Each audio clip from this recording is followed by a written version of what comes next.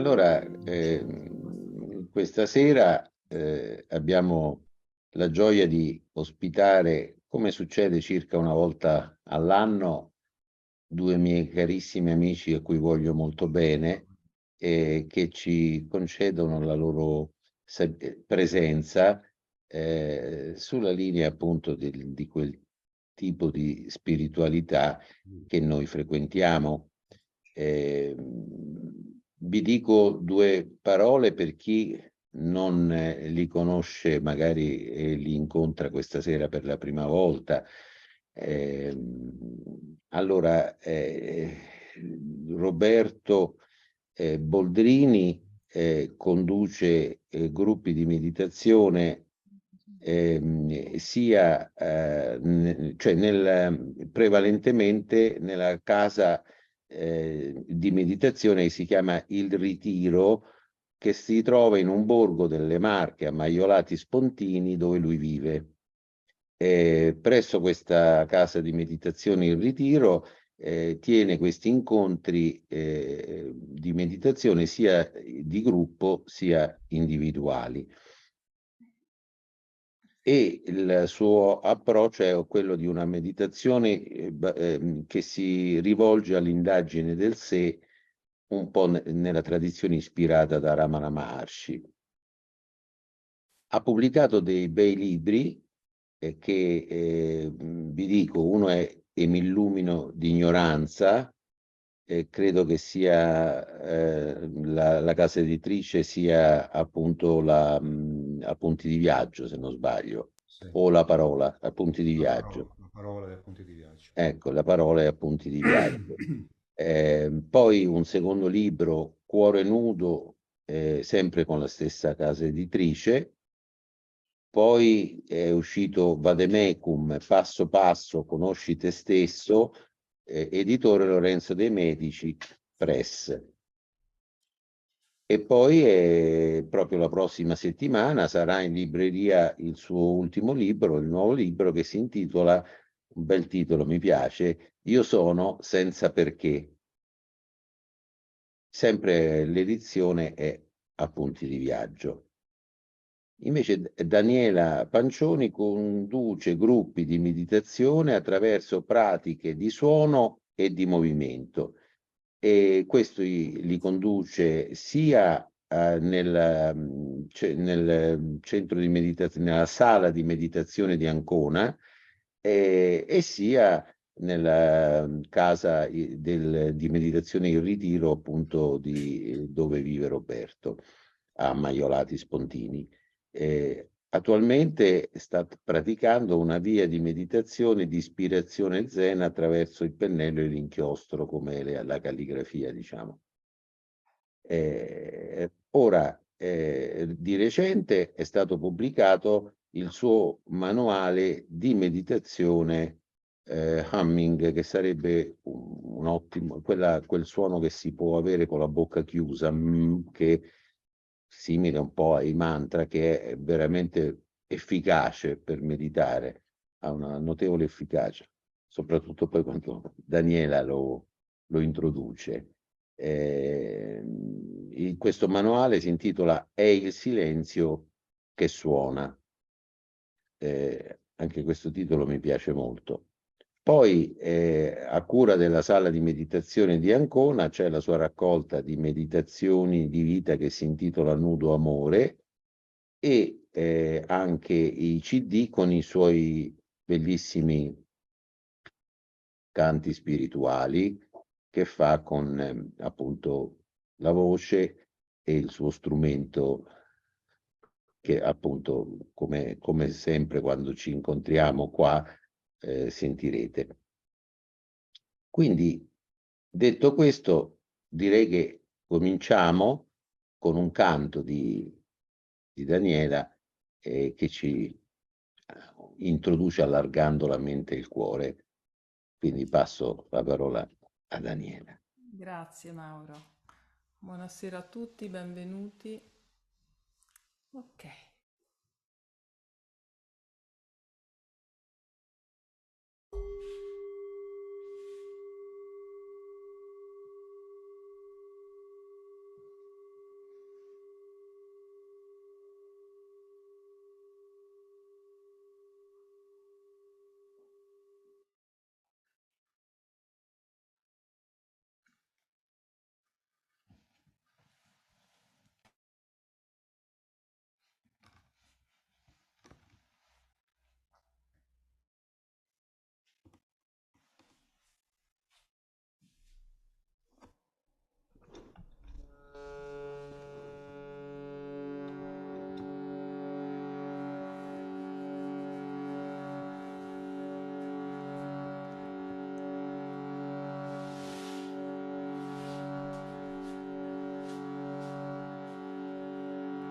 rimaniamo nell'ascolto.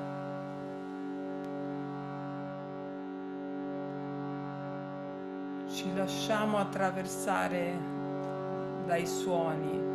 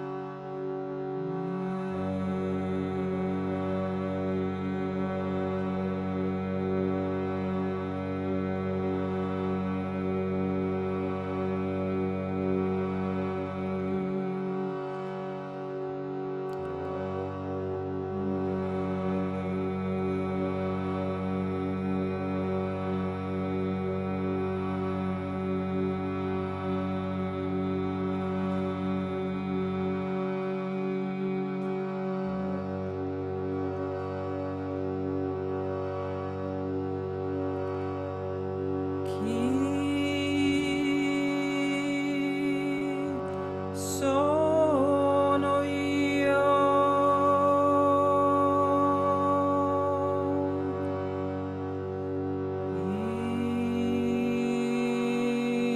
in profondità.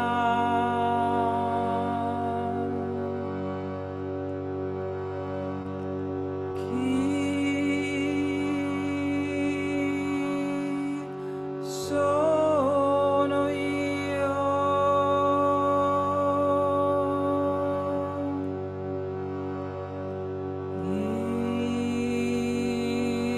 in profondità.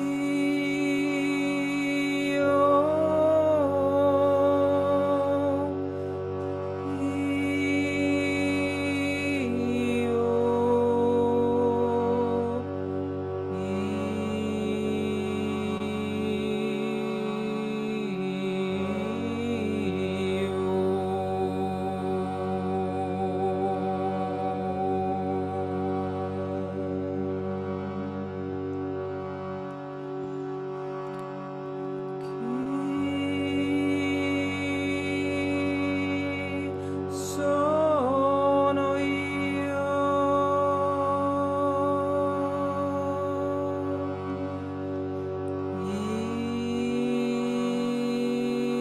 in profondità.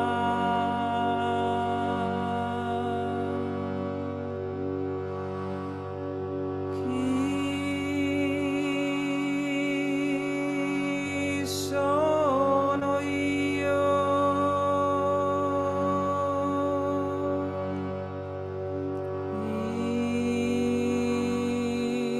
in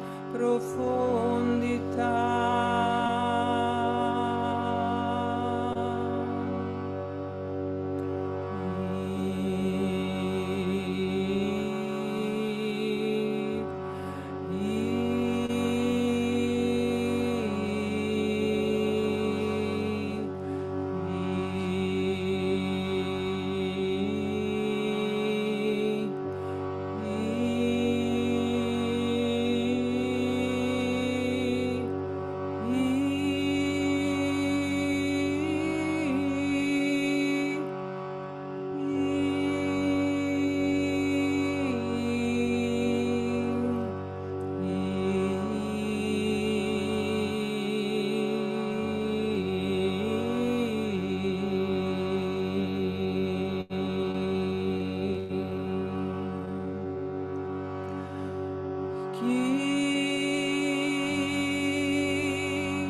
sono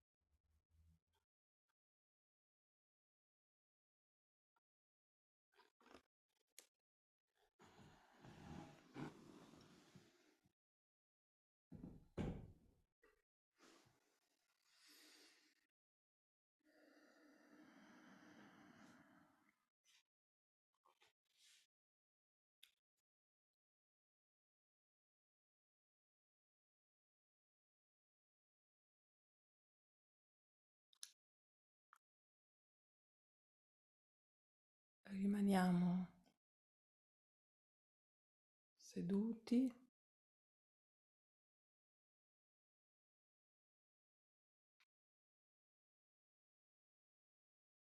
in ascolto dell'humming silenzioso del respiro.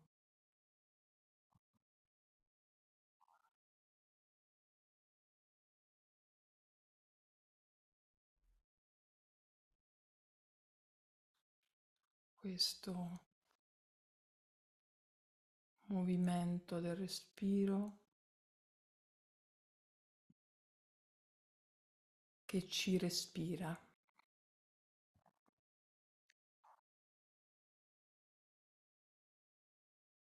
Ci lasciamo semplicemente respirare.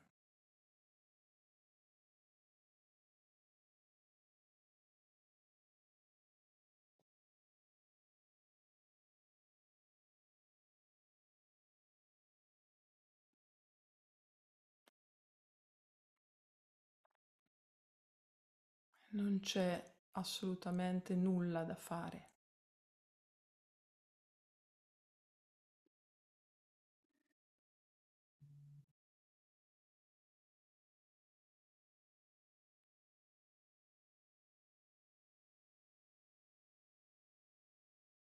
Il respiro ci è dato.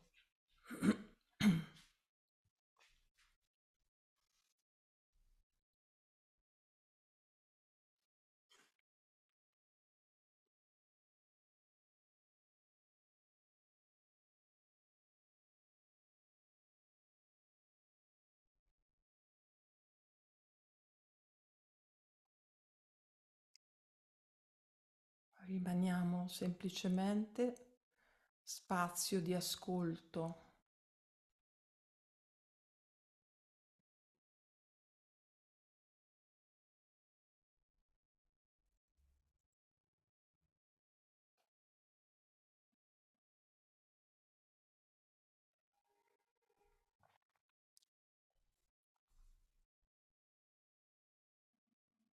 Il respiro ha il suo movimento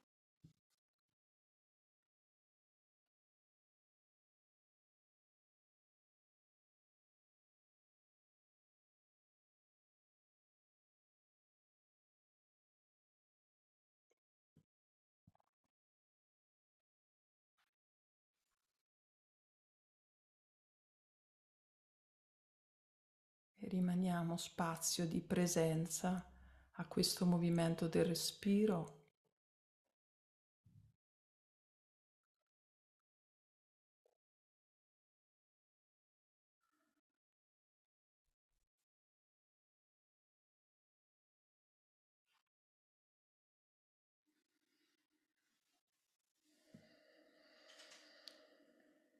Alla inspirazione,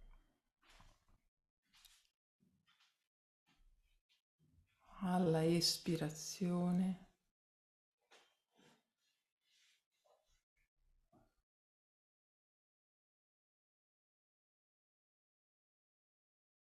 E alla pausa che possiamo percepire alla fine della espirazione in particolare.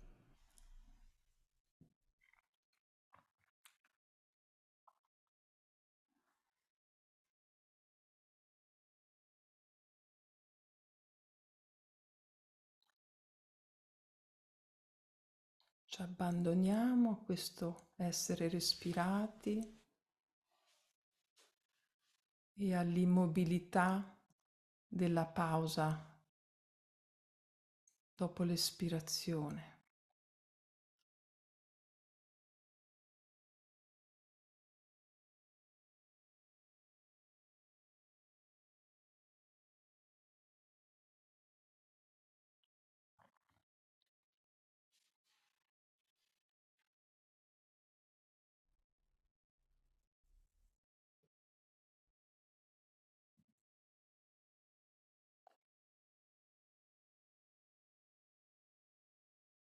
C'è questo silenzio vitale del corpo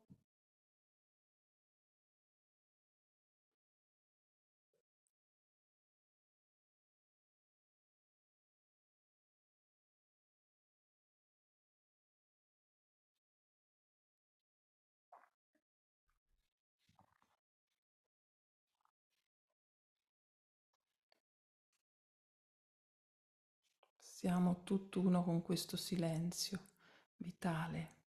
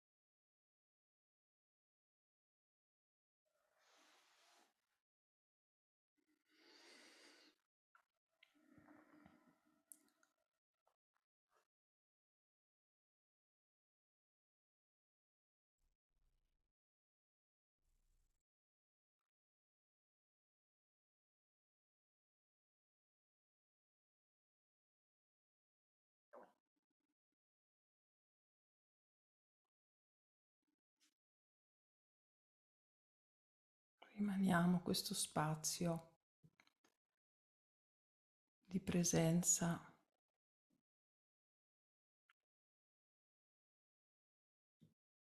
che siamo in profondità.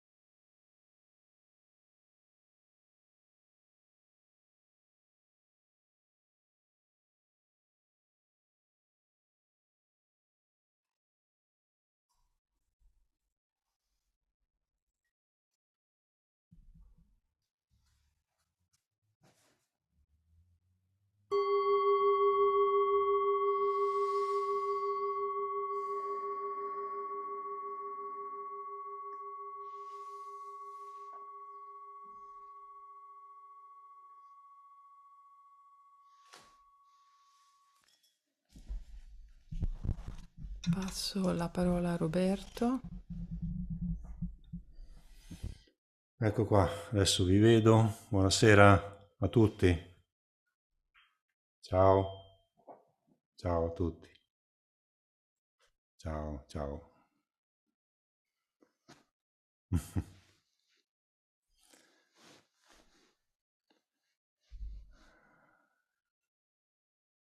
Allora, iniziamo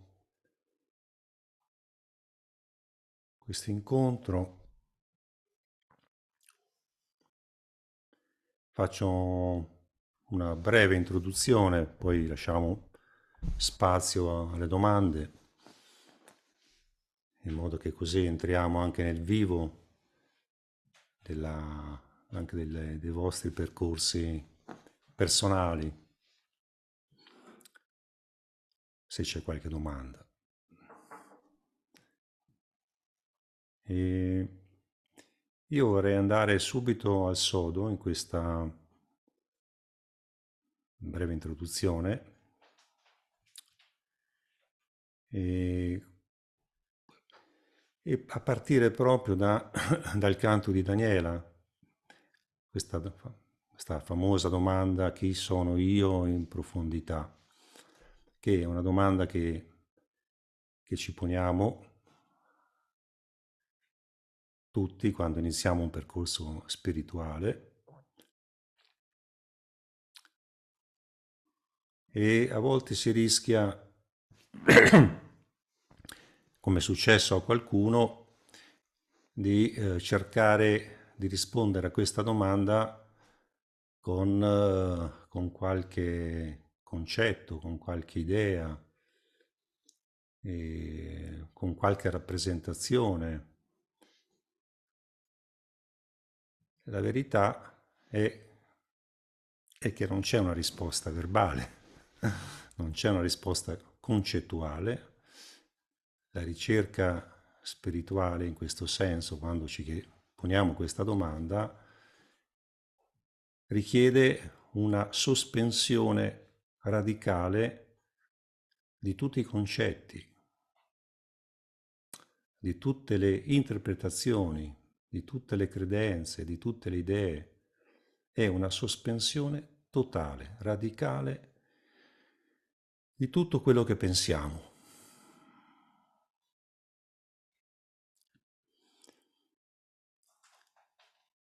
E quindi questa domanda non ha, come dicevo, una risposta su un piano concettuale, non può avercela.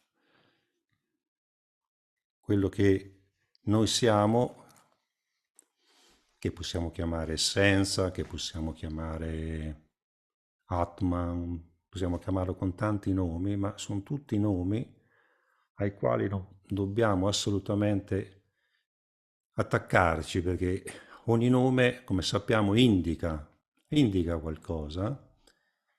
E qui se cadiamo in questa trappola di voler indicare qualcosa, creiamo automaticamente un dualismo. Io indico qualcosa che sta da qualche parte, quindi qua ci sono io e là c'è quell'essenza, quell'assoluto, Dio, quello che è. E quindi è importante, come dicevo, non indicare, cioè è come se dovessimo tagliare questo dito, no? Che in qualche maniera fin da bambini usiamo per indicare le cose, come prima mi raccontava Alessandro, che qui come tecnico, quando mi diceva che sua figlia, che ha 1 anno e mezzo, usa questo dito per indicare quello, quello, quello, quello, quello, quello, quello. E va bene, questo va bene, naturalmente per acquisire un linguaggio è necessario fare questo. Per la nostra evoluzione sul piano del pensiero, dei concetti, va bene così. Ma questo paradossalmente è un processo che deve avere fine su un piano spirituale. Cioè quello che abbiamo indicato con quel dito non è quello che cerchiamo, non è un qualcosa che può stare di fronte a noi. Quindi, come ci suggerisce un koan zen, dobbiamo tagliare quel dito. Quel dito va tagliato, metaforicamente. Tagliamo quel dito e chi siamo noi? La domanda a questo punto ce la chiediamo ce la poniamo in questi termini. Chi siamo noi quando ci siamo tagliati quel dito che non indica più niente? Che cosa rimane quando non c'è più questo dito che indica? Che cosa siamo quando non c'è più un dito che indica un qualcosa là? E se proprio in questo momento ci radichiamo proprio anche, se vogliamo, in questa sensazione di non avere più un dito che indica, chi sono io? Chi sono io? E sentite che nel momento in cui non c'è più questo dito, c'è la scomparsa di ogni dualismo, cioè quello che noi siamo si rivela spontaneamente per quello che è, tutto si rivela per quello che è, come unità assoluta, non c'è più niente che indica qualcos'altro. O se vogliamo, possiamo dire semplicemente ogni cosa indica se stessa, ma non vuol dire assolutamente nulla. Siamo quello che siamo senza più un dito che indica. E qui, e in questo essere, qui, ora, senza più un dito che indica, ecco che questo senso di essere, e qui è importante anche perché le parole possono sempre portarci fuori, quando diciamo senso di essere, quello che noi siamo, è semplicemente quello che siamo senza pensare di essere, perché nel momento in cui pensiamo di essere, naturalmente ricreiamo in noi quel dito che indica. Ok? Rimaniamo in questo senso di essere che è connaturato in noi, che è spontaneamente qui e ora. Non dobbiamo fare assolutamente nulla, se non stare attenti a non concettualizzare l'essere, come è successo anche nella nostra filosofia occidentale, no? Concettualizziamo l'essere e lo perdiamo. L'essere non si può concettualizzare perché quello che noi siamo è primordiale e soprattutto non dobbiamo fare nulla.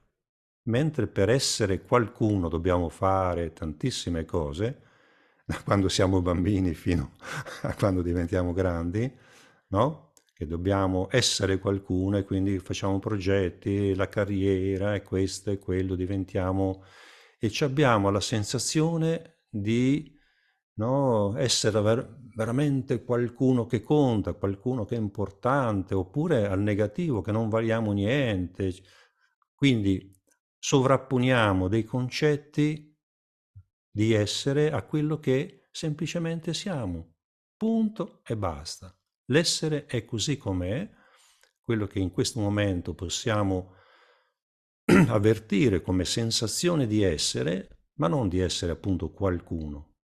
Essere e, per così dire, lasciamo che quando la nostra mente in qualche maniera sovrappone a questo senso di essere qualche cosa, che è semplicemente un pensiero, che ci viene anche in questo momento, ma io penso, io credo, ah sì, dobbiamo fare che cosa? Semplicemente lasciare che queste costruzioni mentali vengano in qualche maniera trascese, le lasciamo come evaporare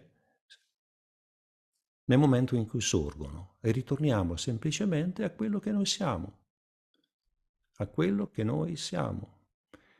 E questo è molto semplice, diciamo, se non ci fosse la mente che complica le cose. Cioè il fatto di essere è della massima semplicità perché è quello che è, ma poi quello che la mente fa è complicare perché si mette alla ricerca dell'essere e più lo cerchi e meno lo trovi. È come se volessimo rincorrere l'orizzonte, dice guarda, là c'è l'orizzonte, comincia a andare verso l'orizzonte cercando di acchiapparlo e più ti avvicini e più si allontana. Quindi questo va sospeso, va assolutamente sospeso. Una via spirituale richiede questa sospensione totale di concetti, rappresentazioni, credenze, dipendenze, attaccamenti, eccetera. E richiede naturalmente un percorso e radicale, un percorso che ci richiede anche una attenzione continua, una vigilanza continua, perché se è vero che il senso dell'essere è così spontaneo, quello che noi siamo è così com'è, anche in questo attimo, ma quello che la mente sovrappone, i film che la mente crea, sono tanti. E quindi l'attenzione va portata proprio su questo, su come in continuazione la mente crea dei mondi, delle visioni che si sovrappongono a questo senso.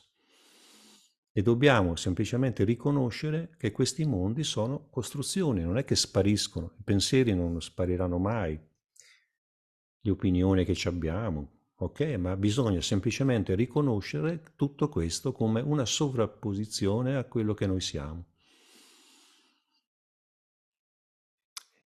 Ed è questo che ci permette di avere poi su un piano anche delle relazioni, anche tra esseri umani, ma con tutto. Ci permette di avere una relazione che non è più superficiale, basata sull'incontro di semplici idee, di semplici opinioni, forme alle quali siamo molto attaccati di solito, ma diventa un incontro tra quello che io sono e quello che tu sei, un incontro tra esseri, punto, tra esseri.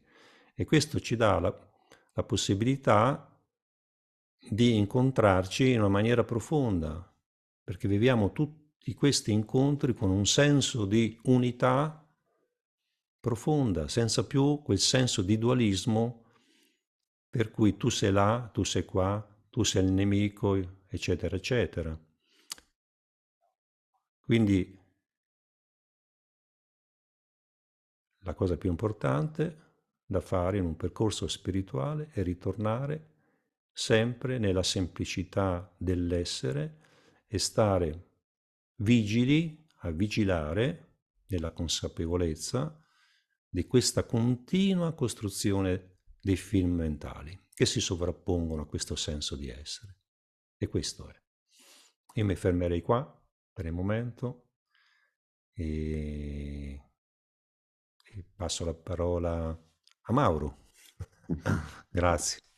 Grazie a te e a Daniela. Ecco, se per un po' mettiamo la sordina alla nostra continua attività di nominare le cose e ci guardiamo intorno, oltre i nomi, dietro i nomi, possiamo percepire una sconfinata energia viva che danza e appare come i suoni, i colori, gli odori, i sapori, le sensazioni tattili, il battito del cuore, il respiro che va e viene, il caldo, il freddo, i pensieri, i ricordi, le emozioni, una danza di forme, come se ci trovassimo dentro un enorme caleidoscopio a 3 dimensioni, forme senza nomi che suscitano solo meraviglia. Naturalmente, fra le forme che appaiono nella parte in cui danza, l'energia danza come pensiero, sorgono le parole, i nomi, che sono indispensabili per i nostri organismi, per sopravvivere meglio, perché i nomi ci dicono non che cosa sono le cose, ma a che servono, no? Una penna serve a scrivere, un albero a che serve? Potrebbe servire se mi serve il legno, se mi serve la frutta, altrimenti non serve a niente, neanche lo guardo più, no? Oppure può essere contemplato nella sua bellezza. Ecco, i nomi vengono dati alle cose e così la danza dell'energia apparentemente si solidifica in qualcosa che per noi comincia ad avere un senso, cioè una direzione, uno scopo, alberi, sassi, automobili, persone. E i nomi mettono anche insieme non solo dei suoni, dei colori, dei sapori, per cui diventano un piatto di verdure, un albero, come dicevo, no? Ma fanno anche insiemi più grandi. Per esempio, quando mettono insieme, quando il pensiero, la danza, che questa danza viva che danza e appare come pensiero, mette insieme tutti i suoni, tutti gli odori, tutti i colori, tutti i sapori, tutte le sensazioni tattili, tutti i suoni, e questo insieme lo chiama mondo, che è fatto di questo. È fatto di percezioni visive, uditive, olfattive, tattili, eccetera. Lo chiama mondo e mette insieme tutte le sensazioni corporee, i brividi, il caldo, il freddo, la fame, la sete, le tensioni muscolari, le distensioni, e le chiama corpo. E mette insieme tutte le immagini, i pensieri, i ricordi, li chiama mente. Sono nomi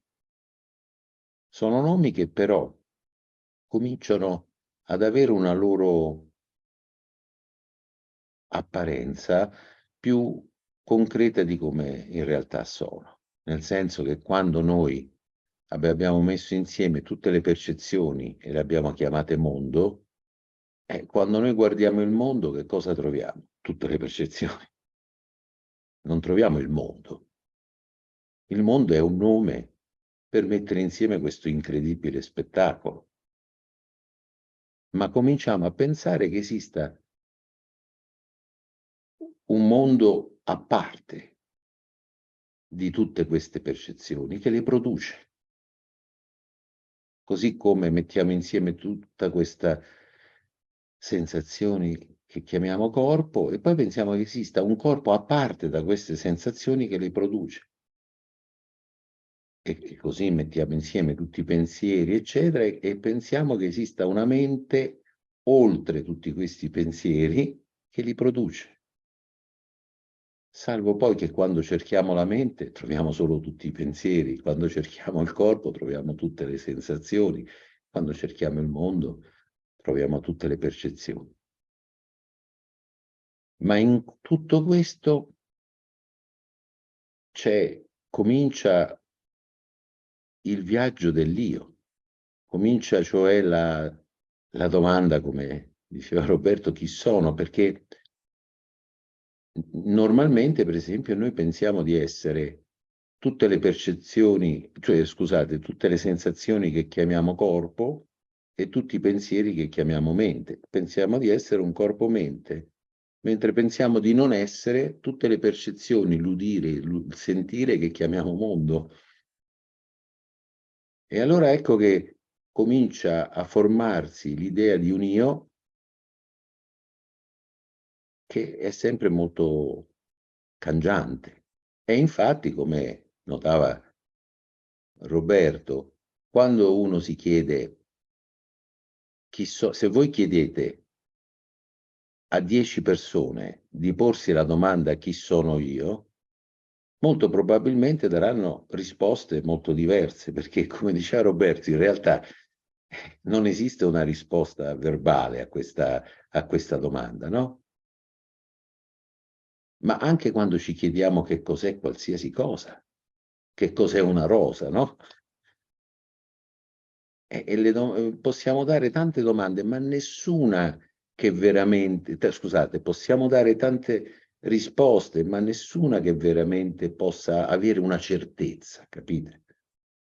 E anche quando uno si chiede chi sono io, vengono in mente tante risposte. Io sono un italiano, sono un maschio, una femmina, sono un professore, una casalinga, una professoressa, un operaio, cioè diciamo il lavoro, diciamo, ma sono un vecchio, sono un giovane, ma capite che sono tutte risposte che non hanno una certezza inconfutabile, una certezza incontrovertibile.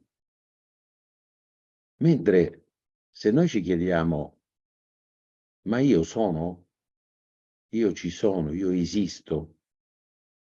La risposta è uguale per tutti ed è incontrovertibile, è un sì. Ed è perché in realtà fra la domanda che è fatta di parole, di pensieri, io esisto, io ci sono, e la risposta che anch'essa è fatta di una parola, sì, c'è uno spazio. E in quello spazio, prima della risposta sì e dopo la domanda, emerge autoluminosa un'evidenza inconfutabile, senza nome. Ed è un'evidenza che viene prima, non ci devi pensare, ci devi ragionare sopra. Sì, puoi fare un ragionamento, l'hanno fatto i filosofi, no? Dicendo sì, io che dica sì o che dica no, devo comunque esserci per dire sì o no, e quindi esisto. Questo è un ragionamento. Ma non è così quando ci poniamo questa domanda e subito dopo c'è come una parte di noi che va a verificare, perché in quel momento, prima del sì, c'è una evidenza autoluminosa, innegabile, che viene prima di ogni pensiero, perché appunto per pensare prima ci dobbiamo essere. Quindi che cosa siamo è molto dubbio, ma che siamo è innegabile, è un'evidenza che ci accompagna continuamente e che la mente traduce nella frase io sono.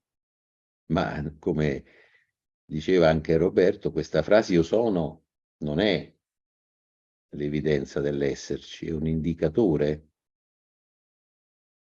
E da questa frase già possiamo a volte creare una confusione, perché immaginiamo che io posseggo l'essere,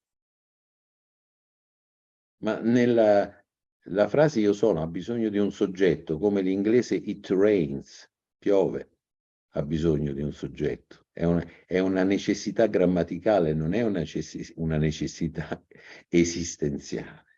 Quello che c'è di reale in io sono è sono.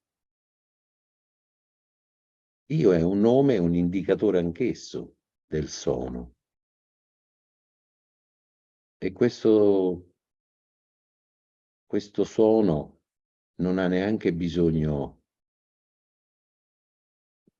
di esserne consapevoli, perché è consapevolezza.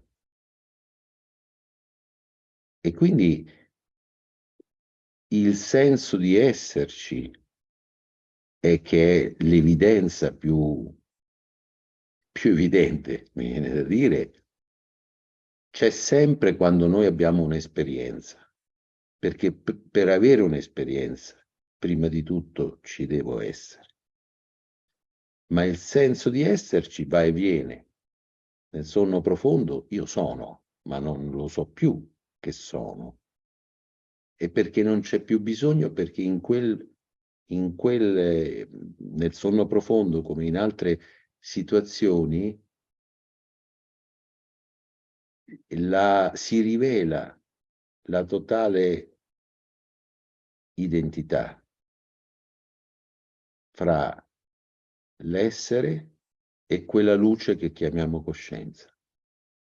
Una luce che, come la luce fisica, diciamo così, quando viaggia è invisibile finché non trova una superficie riflettente, e allora appare però nella dimensione, nella forma e nel colore di quella superficie. Quindi la coscienza, la consapevolezza che è intrinseca, è un altro modo di chiamare l'essere, in questa totale non separazione, identità, non sa di essere, perché è un essere autoluminoso, diciamo così.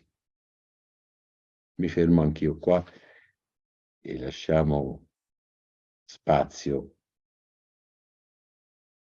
al silenzio, alle domande, alle osservazioni, a tutto quello che vogliamo condividere. Il modo in cui condividiamo l'essere non ha regole, è così. È.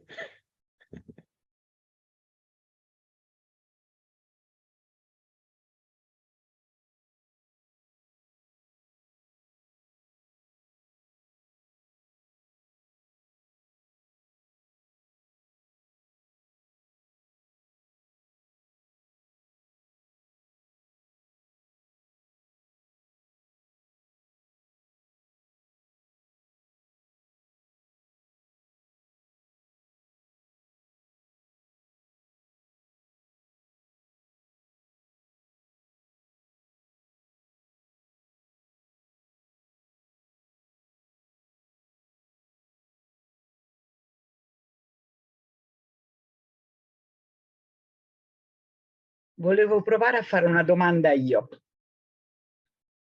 Allora, cioè mi sembra che sia la vita stessa a esprimersi, cioè che la qualità della vita sia proprio il fatto di essere semiotica, cioè il fatto di indicare, e che quindi non mi sembra quasi che più che non pensare a indicare, più che altro potrebbe essere una soluzione quella di vedere come invece tutta la vita indica, non solo l'uomo. Quindi come indicano, come si esprimono le foreste, o i microrganismi, le formiche, e quindi più che altro guardare cioè pensare che sia proprio la qualità della vita il fatto di creare una rappresentazione. E quindi andare a cogliere come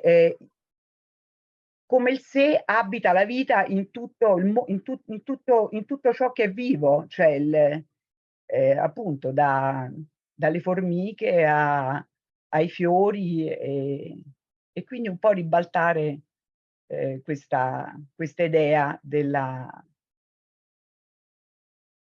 dei segni, di come la vita appunto la caratteristica della vita è semiotica alla fine.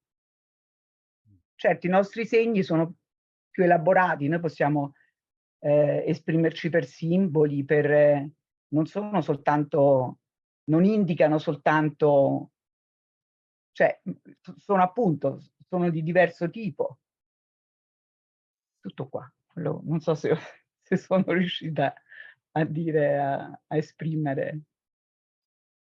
Però mi piace insomma l'idea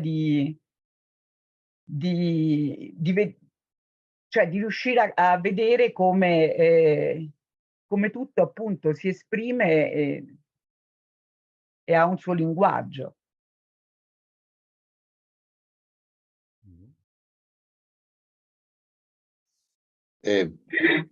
Parlo un attimo io, cioè secondo me il come si esprime, no? Se tu prendi una matita di legno. Però non è viva la matita. No, dico, prendi una matita, no? Questo è l'inizio. Okay.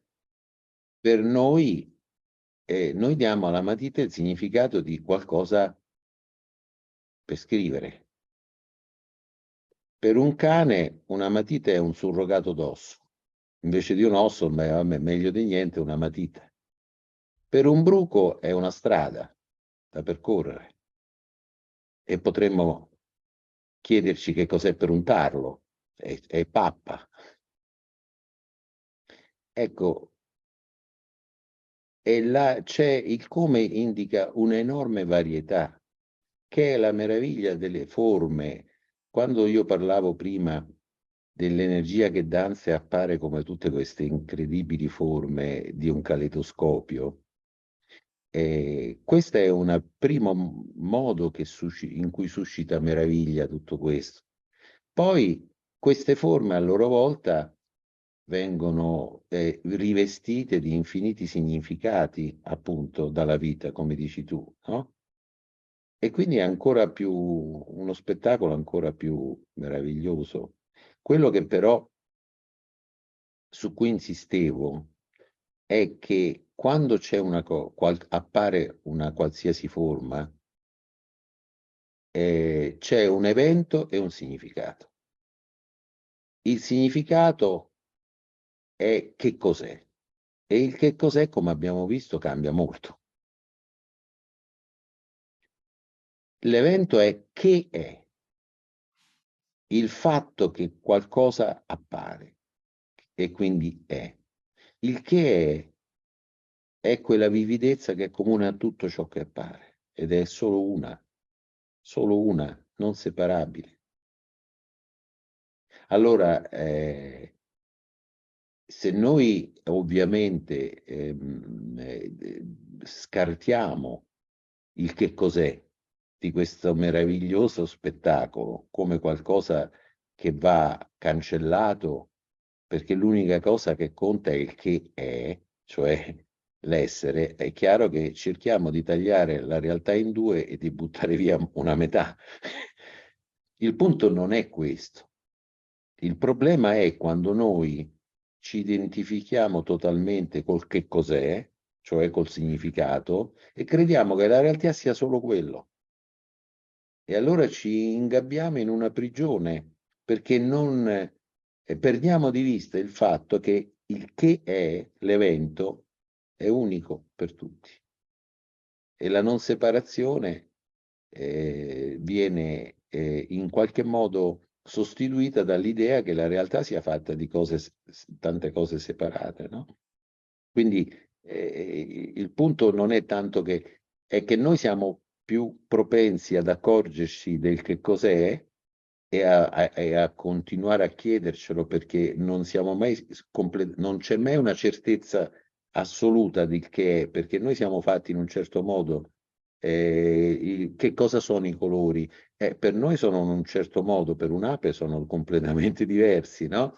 E quindi non è mai un'evidenza assoluta e certa. L'evidenza assoluta e certa è che io, l'evento per cui ci sono io, c'è l'ape, ci sono i colori dell'ape, ci sono i colori miei. E tutto questo è un'unità di un esserci che è evidente. Ecco perché uno parla di quello, non tanto per cancellare i significati, ma perché dal punto di vista dell'evento i significati sono uno spettacolo meraviglioso. Invece, se entri dentro uno specifico significato che dai tu, cominci a essere in conflitto con i significati che danno a quella stessa cosa le formiche, i cani, i bruchi e i tarli. Non so se ho risposto, ma... Sì, sì, grazie. Ah, ciao, Rossella. Allora, ciao Mauro. Allora, cerco di fare un po' di ordine perché sembrano tutte cose molto semplici, in realtà almeno ritengo che siano molto difficili da vivere, non da percepire o da capire, da vivere. E mi rifaccio a quello che ha detto Roberto poco fa, appunto parlando del chi sono io in profondità, no? Che non c'è una risposta verbale, bisogna sospendere totalmente tutti i concetti che pensiamo, quindi è chiaro da un punto di vista concettuale quello che voleva dire, molto chiaro. E più difficile è da vivere una condizione così, perché immagino che non debba essere una condizione occasionale ad esempio quando facciamo una seduta di meditazione, un incontro, un ritiro, perché in quel caso siamo in un guscio e quindi è più facile, no? Alleggerire appunto il pensiero, svuotarlo come le foglie di una cipolla fino a far rimanere niente. Perché se ho capito bene chi sono io, o in profondità o comunque chi sono io, non c'è risposta a chi sono io, quindi potrei rispondere al negativo, che non sono né questo né quello né quell'altro né quell'altra cosa, fino a che rimane niente. Dicevo che il problema è mantenere questa condizione di comprensione, ecco, di comprensione non intellettuale, di comprensione proprio interiore.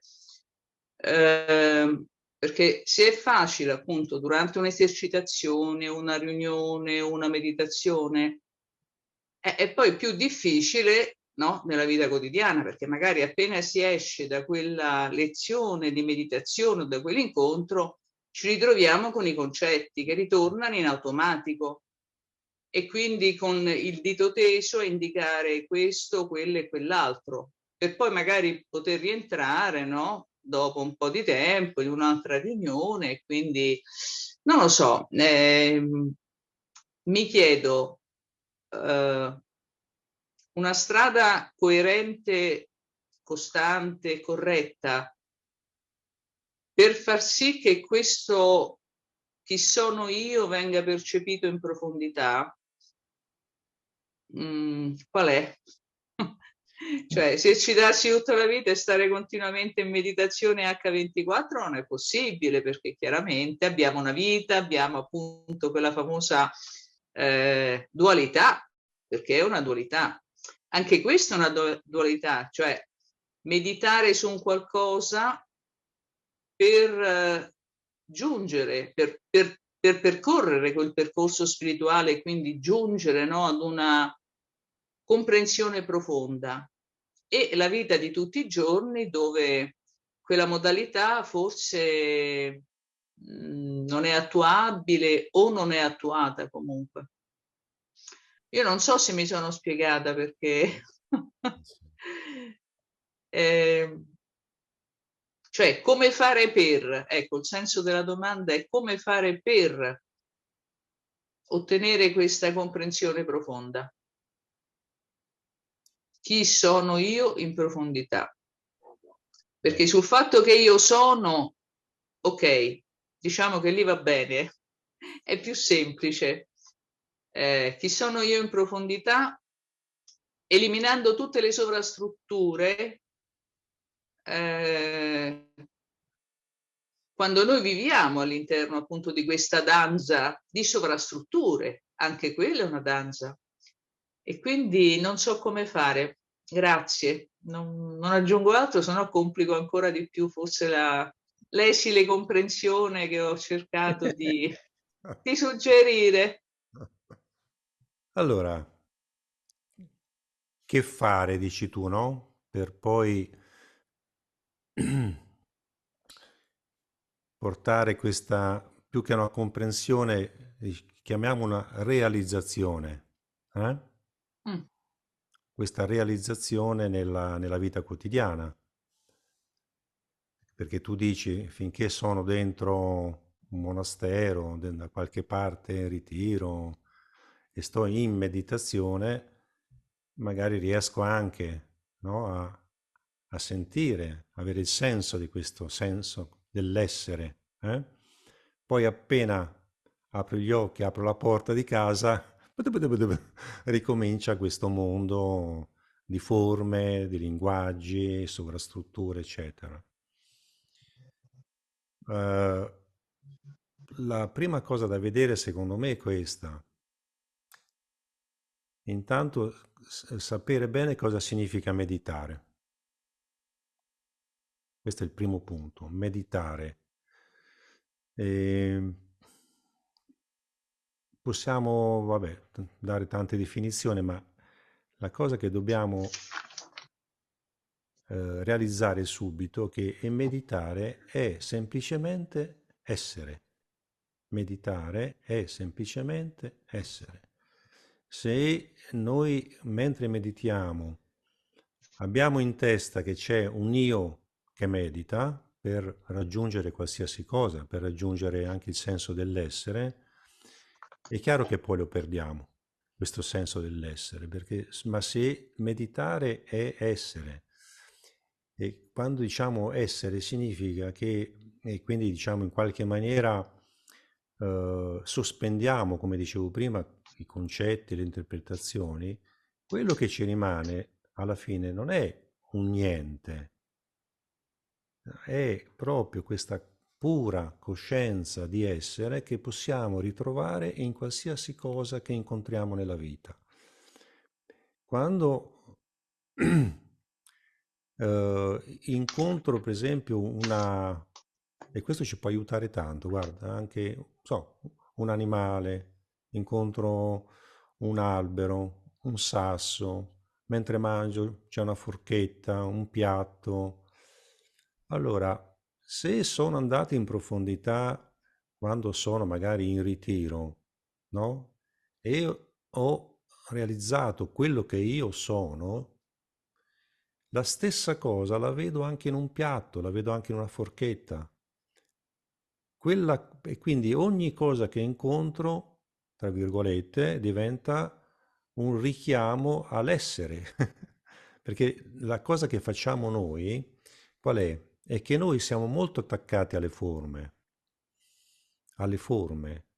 che hanno un nome, che hanno una funzione, e guardiamo, invece di guardare quello che c'è oltre la forma, noi guardiamo la superficie, come diceva prima Mauro, no? La forchetta, un cucchiaio hanno una funzione, ma se io mi chiedo ma che cosa è, come diceva, no, una vecchia storia, un maestro che porge un fiore, no, al suo discepolo, dice ma che cos'è questa? Il discepolo si mette a ridere, dice ma come? Che cos'è? È una rosa. Il maestro risponde, io non ti ho chiesto come si chiama, ti ho chiesto che cosa è, che differenza c'è tra te e la rosa.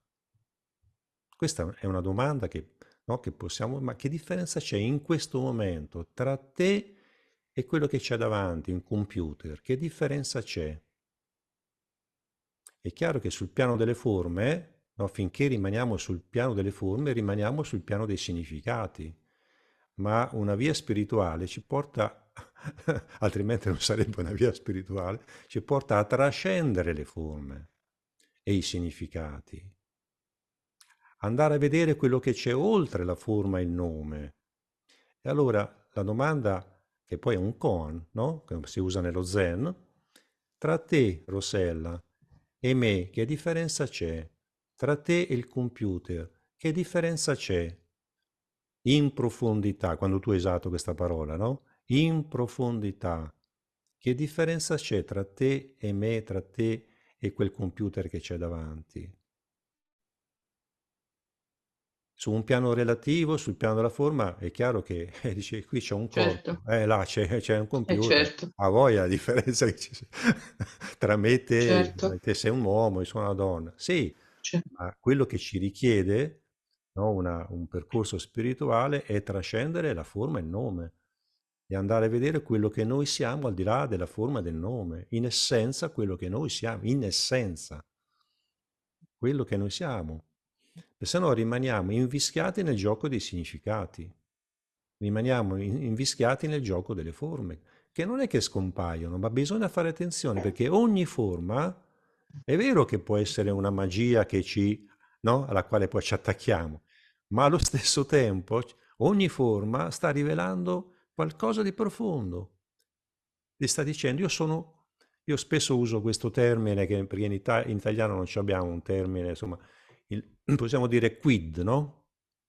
Io sono quid. Quid. Cos'è quid? Boh. Rossella è quid. Ah.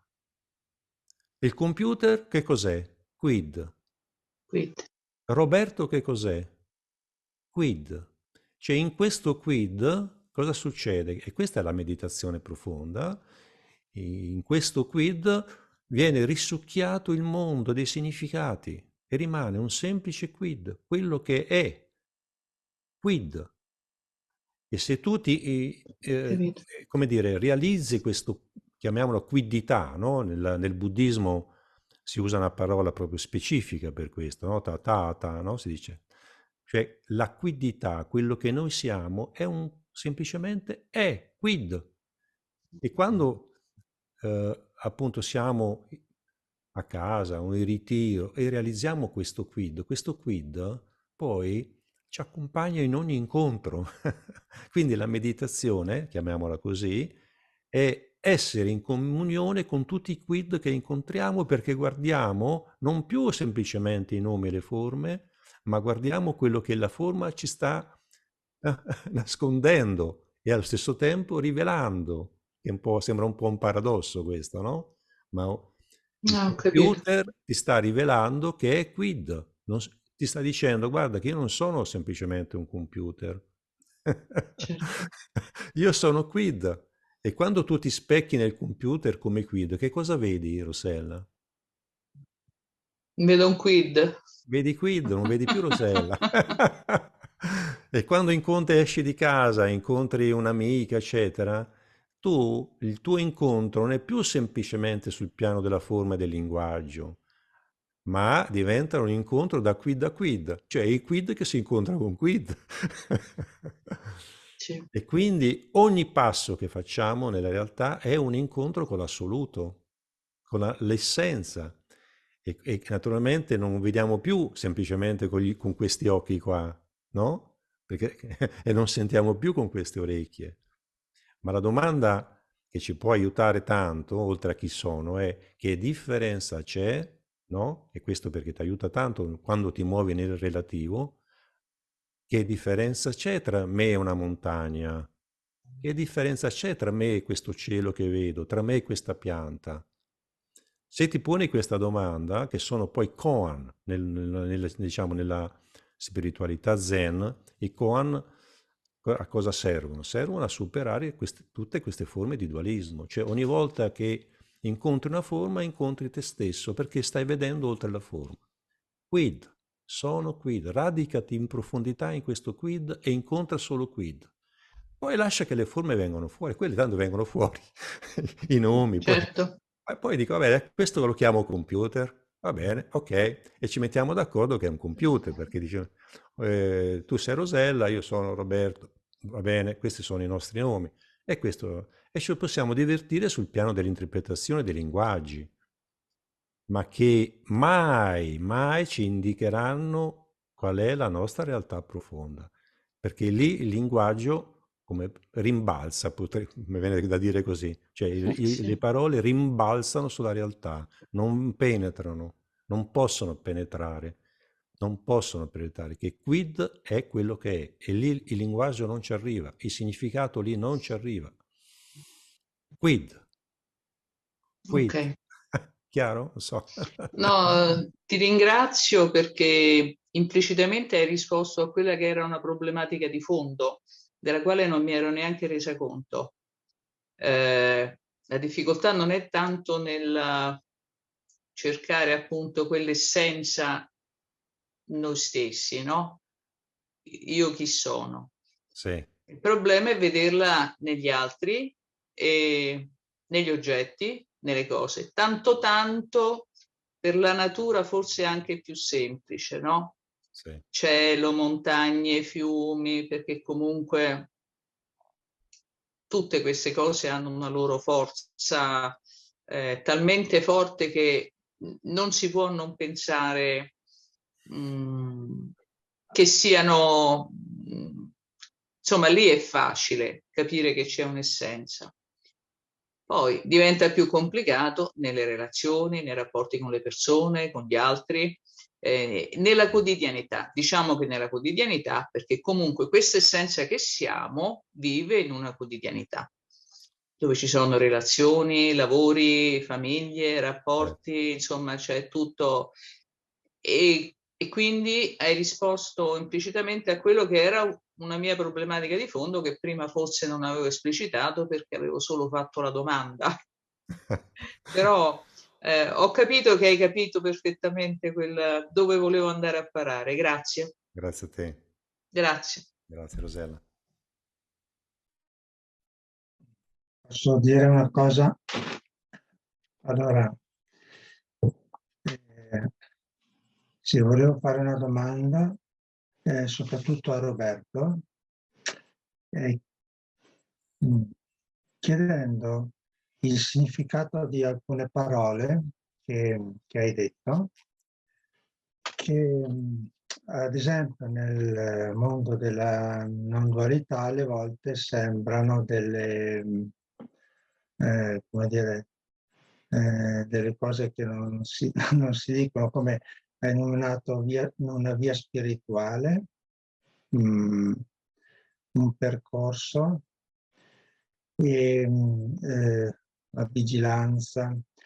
Allora, ho sentito dire tante volte che fare un percorso appunto non serve perché non c'è da andare da nessuna parte, quindi intraprendere una via spirituale, come ad esempio per alcuni anni ho seguito Gurdjieff o quelli che, ecco, queste cose, non so, però allora volevo capire che cosa intendevi in questo percorso, se effettivamente esiste un percorso da fare che mi porta da qualche parte, oppure mi riporta adesso, dove sono adesso. Non so, così. Grazie, se puoi casomai chiarire questa cosa. Sì, sì. È chiarissima la questione.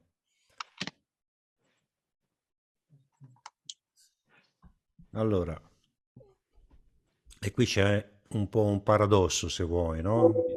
Ci muoviamo dentro un paradosso, perché l'incontro di stasera, insomma, è andato, mi pare, diretto, no? A questa cosa, a quello che è la questione di fondo, quello che noi siamo. Ed è evidente che per quello che noi siamo, lei chiamiamolo senso di essere, pura coscienza di essere, essenza, quella è già qui. E diciamo, non è che dobbiamo andare a cercare qualcosa chissà dove, no? Non è che dobbiamo per questo appunto fare chissà quale viaggio, perché il senso dell'essere è già qua, punto e basta. In senso assoluto, quindi possiamo dire che non dobbiamo fare nessun percorso, no? Quando sentiamo dire ma non bisogna fare i percorsi, eccetera, eccetera. Però bisogna stare anche molto attenti. No? Se siamo qui stasera, no? E già quello che stiamo facendo stasera è, possiamo chiamarlo un percorso. Cioè stiamo cercando di indagare come mai, no? Non riusciamo, anche la domanda che faceva prima Rosella, dice, ma come mai, no? Io sto qua, magari in meditazione, percepisco, sento di essere, e poi questa cosa la perdo. Allora, la cosiddetta pratica, dov'è che inizia? Dov'è che comincia il percorso? Comincia nel momento in cui mi rendo conto che in qualche maniera ci sono degli ostacoli che mi impediscono, che velano in qualche maniera quello che io sono. E se non prendiamo coscienza di questo e diciamo ma non devo fare niente, tanto no, io sono e basta. Sì, ma quando l'hai realizzato è un conto, ma per realizzare questo dobbiamo fare in modo che non ci siano ostacoli che ci impediscano, come appunto un velo, questa realtà profonda. E che cos'è, come dicevamo prima, che cos'è che ci impedisce di vedere questa realtà profonda, se non tutte le rappresentazioni che noi ci facciamo, se non le visioni che noi ci facciamo, tutto quello che la mente crea in qualche maniera, che è anche bello, ma non ci permette di vedere quello che noi siamo. Quindi il percorso non è un dire devo apprendere qualche cosa, cioè non è che io devo apprendere, no, quello che sono. Il percorso consiste nel togliere, è un disfare, il percorso è un disfare, è un togliere tutto quello che mi impedisce di vedere quello che io sono. E spesso viene usata un po', no? Anche nella tradizione nostra occidentale questa metafora, no? Che è stata ripresa anche da Michelangelo, no? Quando lui diceva no? Che la figura era già nel marmo, che lui doveva semplicemente togliere, no? Quello che impediva alla figura di esprimersi, che è un'immagine che lui aveva preso nella tradizione da Plutino, no? Cioè il percorso spirituale consiste nel disfare, nel togliere quello che ci impedisce di vedere quello che siamo. E quando poi lo realizziamo, diciamo, ma te guarda quanto ho camminato, quanti giri ho fatto, sono andato in India, sono andato a fare i ritiri, ho meditato 20 ore al giorno, eccetera, per realizzare che cosa? Che sono sempre stato quello che sono. Ma questo però lo devi realizzare, cioè devi aver tolto tutti gli ostacoli che ti hanno impedito di vederlo. E quindi il percorso in questo senso ha un senso. Altrimenti, no, come dire, possiamo anche non fare più questi incontri, possiamo smettere di fare satsang, possiamo smettere di porci anche delle domande che invece vanno usate, anche la domanda chi sono io va utilizzata come uno scalpello. Chi sono io? È qui. Sembra una cosa, perché se me la pongo così superficialmente, dice, vabbè, chi sono io? Insomma, no, più di tanto non mi... Ma se me la chiedo in profondità, come se fosse una questione di vita o di morte, no? Proviamo a sentirla quanto è forte questa cosa. Chi sono io? E questo comincia a creare un dubbio profondo su quello che noi crediamo di essere. E se non rimuoviamo questo crediamo di essere, non realizzeremo mai quello che siamo. Quindi per rimuovere questo crediamo di essere è necessario un percorso. Non so se... Ok? Grazie. Sì. Ciao Mauro, ciao Roberto, Daniela, Ciao. Ciao. Chi è? piacere di vedervi. Ah, ciao Alessandro. Ciao, ciao. Stasera è incredibile, si dice le cose non vengono a caso. Una mia amica mi ha spedito un mala che ha fatto lei. Domani vado ad Assisi a fare un seminario, mi ha spedito questo e mi ha detto, guarda, recita il mantra io esisto, primo chakra della radice. Io sono un po' ignorante però sui chakra, quindi non so cosa vuol dire, ma mi colpisce molto perché è un momento esistenziale che sto vivendo io adesso proprio. Intanto io esisto, mi sembra proprio che va al cuore di chi sono. Cioè, chi sono, intanto io esisto. No, mi sembra, come dicevate voi, un'evidenza, no? Cioè ripeterlo.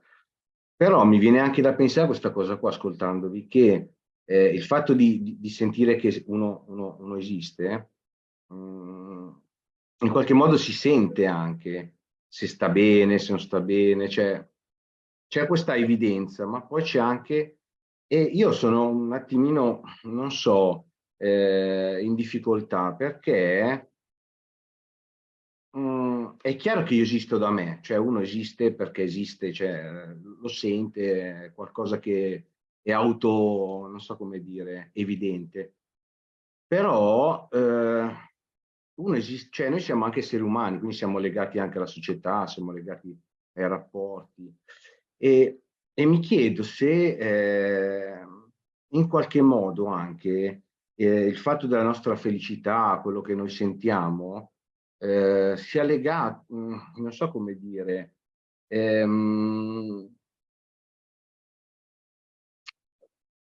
dico una banalità, Buddha era comunque un principe che si è trovato a rinunciare di qua di là, ma se lui nasceva a Paria avrebbe fatto lo stesso percorso, non so se mi spiego, no? Cioè anche noi, alcuni obiettivi che raggiungiamo nella vita, non so, il fatto dell'amore, il fatto di un ruolo sociale, Lo so che sembra una roba molto fuori dalla spiritualità, ma a volte vedo anche persone che comunque stanno bene, anche perché hanno raggiunto comunque un qualcosa. Per esempio, Tillesum ha vissuto una tragedia, era in campo di concentramento, ma lei si sentiva amata. Cioè, come dire, il fatto di essere felici, di sentirci sostenuti dall'interno, viene anche dal fatto che sentiamo che qualcuno ci ha amato, ci ha fatto sentire sostenuti. Non so se è chiaro questa cosa qua, e mi chiedo se invece la mia è un'illusione, nel senso che io sono alla ricerca invece non so, di affermazione, e che invece la cosa è più radicale, cioè indipendentemente da quello che mi succede, dalle ingiustizie anche che ho vissuto, ok, pesanti, eccetera, io posso raggiungere questa sensazione di felicità, di indipendenza. Non so, forse ho fatto un mischione, però non so. È una riflessione che mi gira, insomma, quanto è dentro di me e quanto invece è l'aspetto anche di relazione che ho col mondo, nel mondo.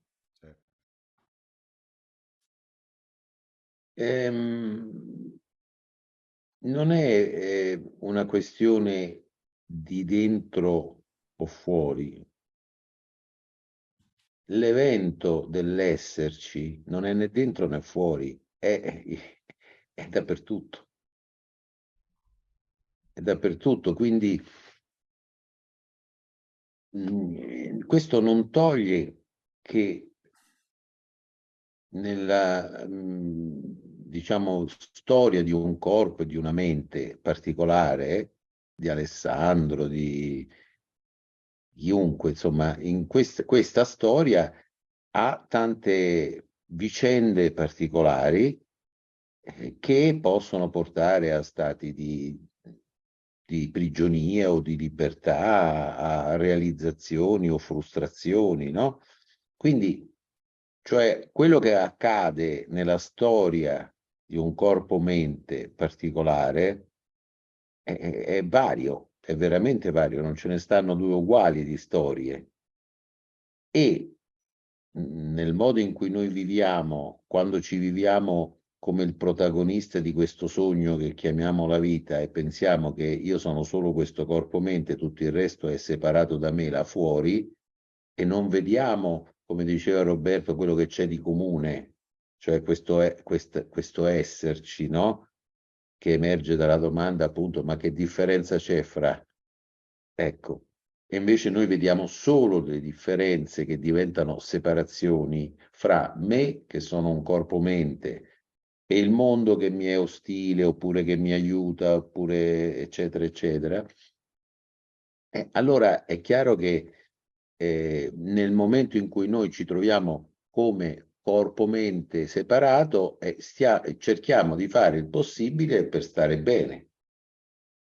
È proprio implicito nel funzionamento del corpo-mente, cercheremo di fare del nostro meglio per stare bene, per avere delle soddisfazioni, non c'è niente di male in questo, cioè è la natura dell'organismo che cercare il benessere. Questo però non è direttamente collegabile a quella che può essere la pienezza della felicità di cui parla la spiritualità. Perché per il semplice fatto che se io cerco, e ripeto, non è un male, cioè va benissimo, cerco la comodità, che questo corpo-mente stia bene, questo non toglie che questo corpo-mente continua comunque ad essere esposto a malattie, a vecchiaia, a morte, alla imprevedibilità della vita, che ti potrebbe togliere tutto quello che hai da un momento all'altro, e anche se non te lo toglie, tu stai con l'ansia che potrebbe comunque togliertelo, no? Allora queste cose non si possono eliminare, quindi sono sicuramente qualcosa che sta nella natura di un organismo vivente, cercare questa espansione, questo agio, ma non soddisfa nel profondo quel senso di mancanza, quel senso di incompletezza che inevitabilmente come un'ombra ci accompagna finché pensiamo che io si esaurisca in questa corpo-mente separato, finché siamo convinti di essere soltanto questo corpo-mente e non vediamo nessuna condivisione con tutto quello che ci sta intorno. Ecco perché da quel punto di vista invece accorgersi dell'esserci e accorgersi che noi siamo non solo il significato, per usare come il linguaggio di prima, ma anche l'evento, e che questo evento è uno solo e riguarda tutto, è qualcosa che può venire fuori nella sua evidenza, nella storia di un corpo-mente, eccetera, indipendentemente da quello che ha fatto o non ha fatto. Ci sono tante situazioni in cui una persona non ha mai fatto niente, non ha mai manco pensato, che ne so, di praticare, eccetera, e gli è successo. Come può capitare a una persona che tutta la vita è stato lì a fare e che ha l'impressione di non essere mai arrivato perché c'è sempre, la questione è se c'è sempre un io che deve raggiungere qualcosa o se diventa evidente che non c'è un io separato, che l'io c'è, ma quello che non c'è è la sua separazione.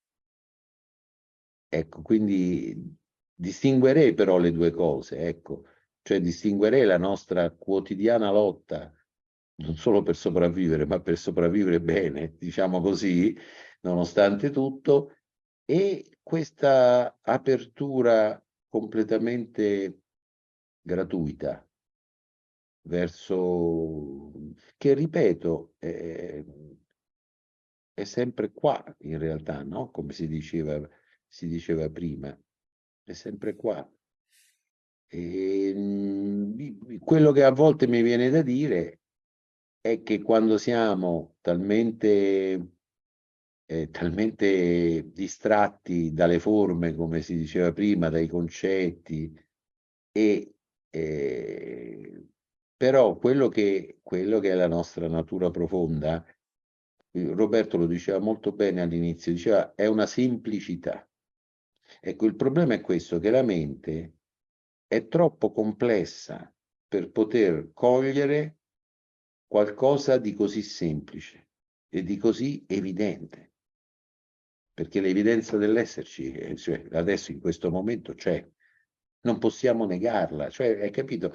Quindi, ma è troppo semplice per poter essere nominata, incasellata in un concetto, così come quando il pescatore getta la rete nel mare e può prendere solo pesci, che sono i concetti e le parole. La rete e la mente, la rete dei pensieri della mente, possono cogliere soltanto i pesci, che sono le parole e i concetti, ma non possono mai catturare l'acqua, che sostiene i pesci e sostiene la rete, ma non la possono catturare perché è troppo semplice rispetto alla rete. Ma proprio per questo, però, è per quello che dico, questa semplicità che è sempre a portata di mano, è sempre qui,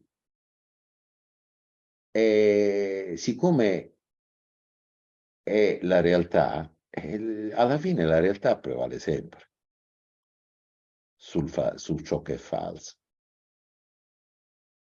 E quindi è solo per noi che viviamo, che crediamo di vivere nel tempo, è solo questione di tempo, ma in realtà è sempre qui.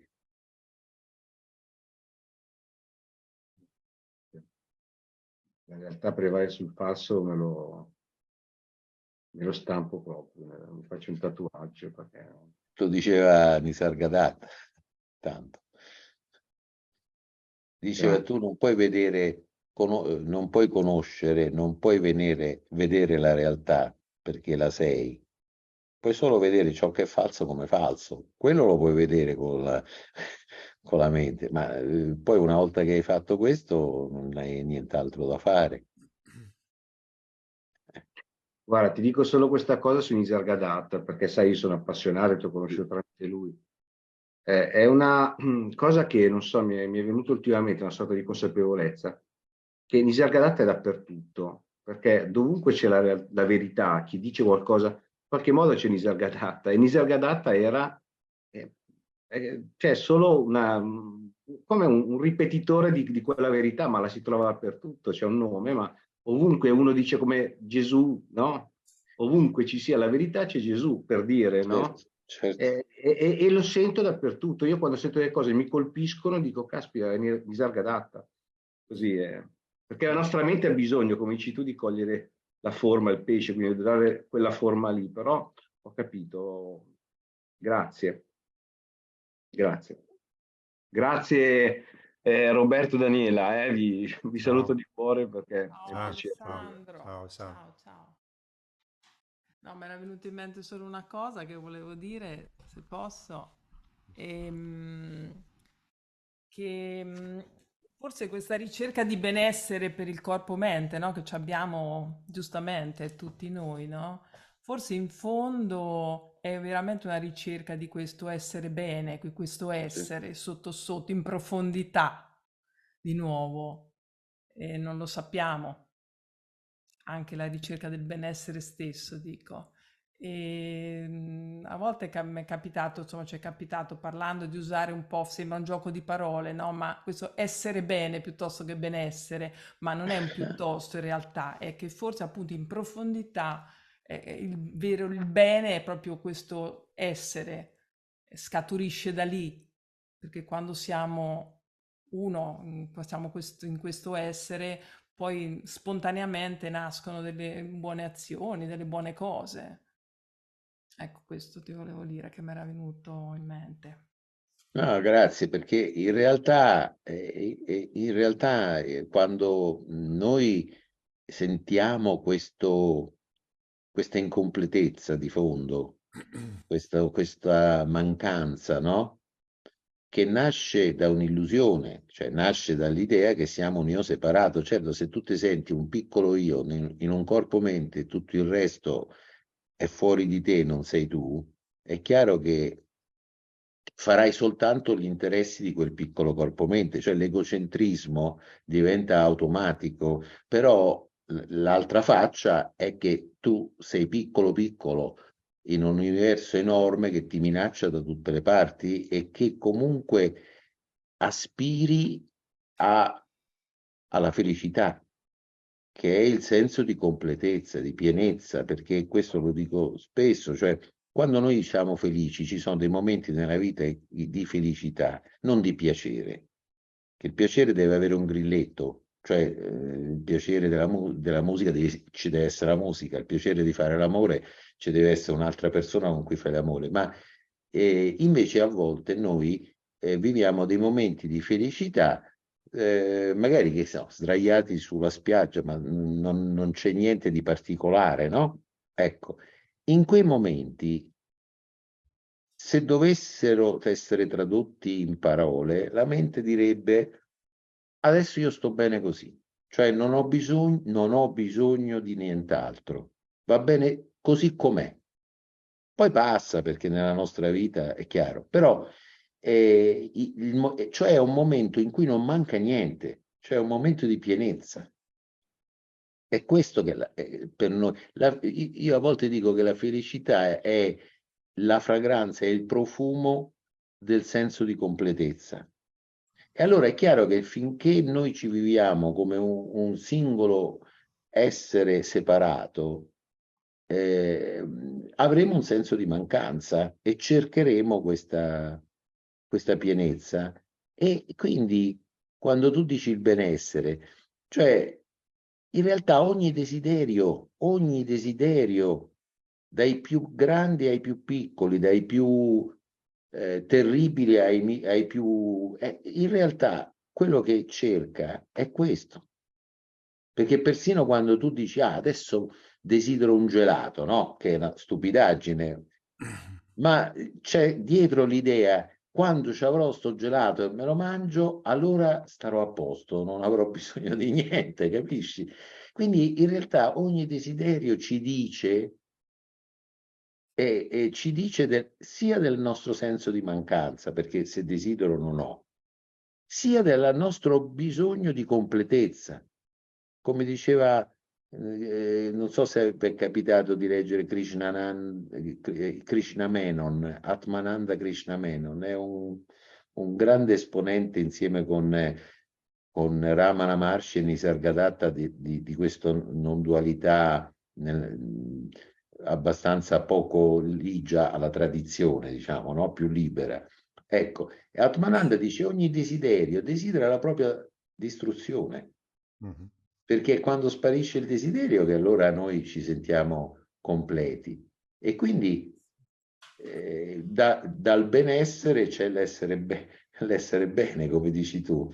Mi sembra importante, anche perché noi spesso quello che cercavo di evitare, appunto, è che contrapponiamo la ricerca del benessere, no, a quella spirituale che invece è tutta un'altra cosa. Ma non, è come, sai quando uno fa gli occhi storti? Io da ragazzino facevo sempre gli occhi storti e ti viene una doppia immagine, poi dopo non c'è bisogno perché diventi astigmatico. Cioè, allora, ecco, c'è la dualità, non è un ostacolo da superare nel senso concreto, la dualità, perché è falsa. Cioè, in realtà c'è solo il non due, c'è solo la non separazione. Quindi la non dualità compare quando facciamo gli occhi storti.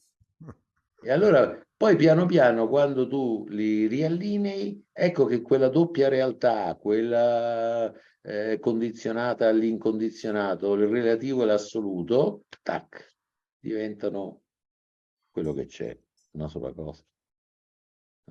Ti volevo dire una cosa, visto che Alessandro ha sollevato, e ringraziamo Alessandro che ha sollevato questa questione.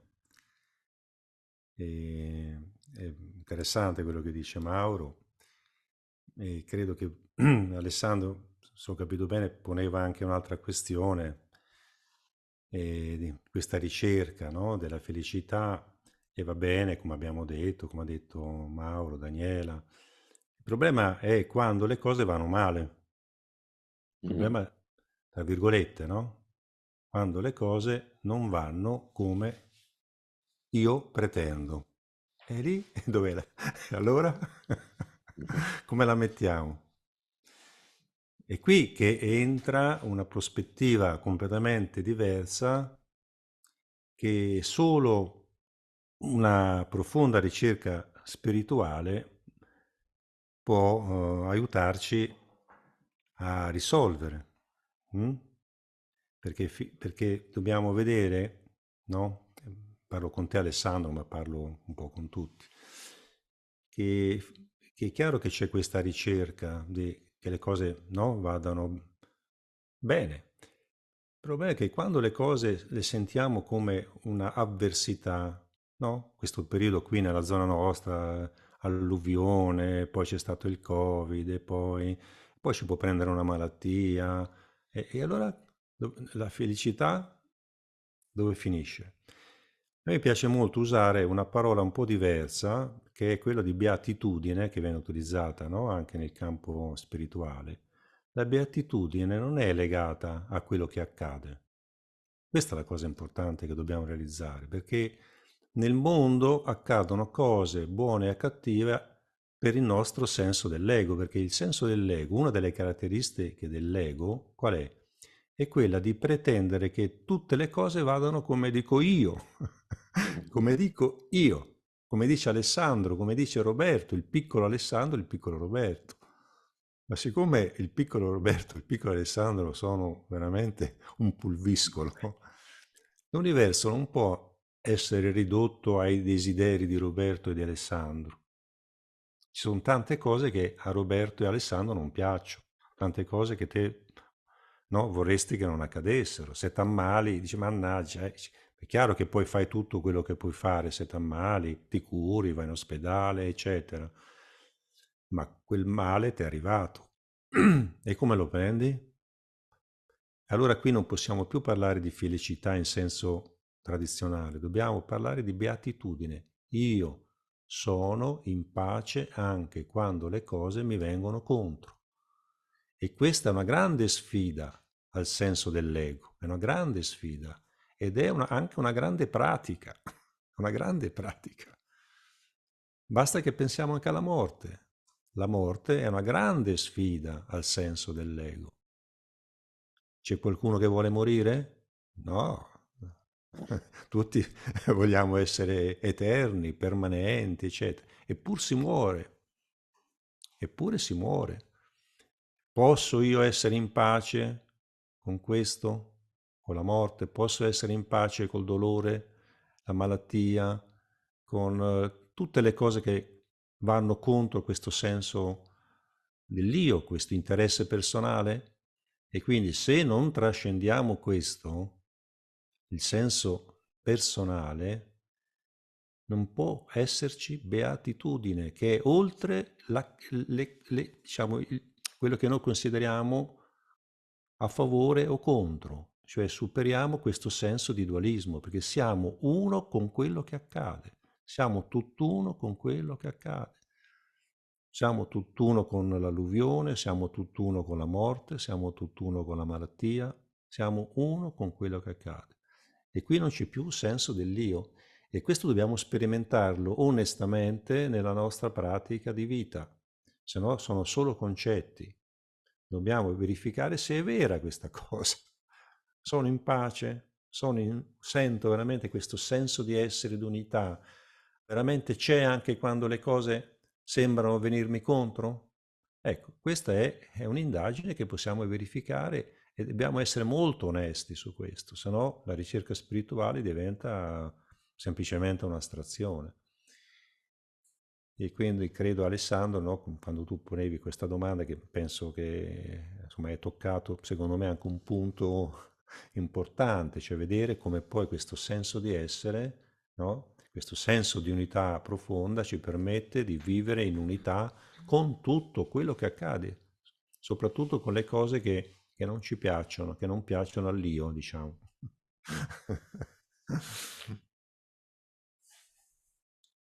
Micaela. Ok, ci sono. Ciao, ciao Mauro, buonasera a tutti. Scusate se non mi si vede, ma ci tenevo comunque a fare un intervento. Mi sentite? Sì, Ok. Io volevo dire questo. Comunque ci sono delle esperienze che però, e sì, siamo nel campo delle esperienze, che però possono essere fuorvianti,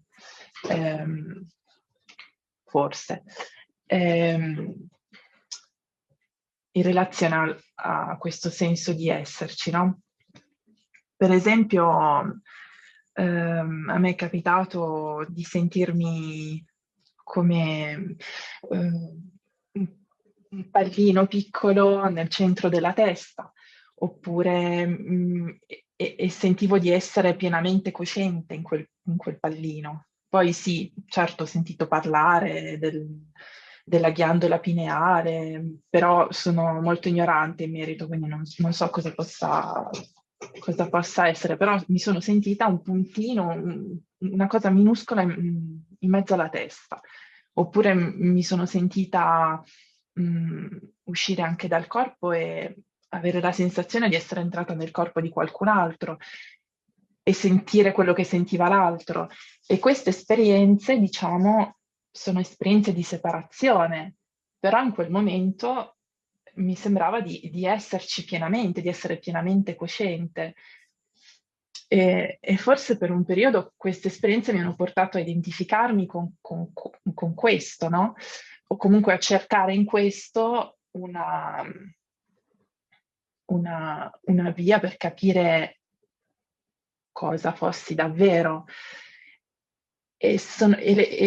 Però rispetto a quello di cui stiamo parlando, o anche rispetto a questo senso rispetto a questo senso di vastità, di qualcosa dell'esserci, di qualcosa di più grande, quelle esperienze per me sono state esperienze di separazione. Però cosa sono state? Perché lì avevo veramente la sensazione di esserci, cioè di... No, non so se si capisce quello che ho detto più o meno. Diciamo che quello che noi veramente siamo non è un'esperienza.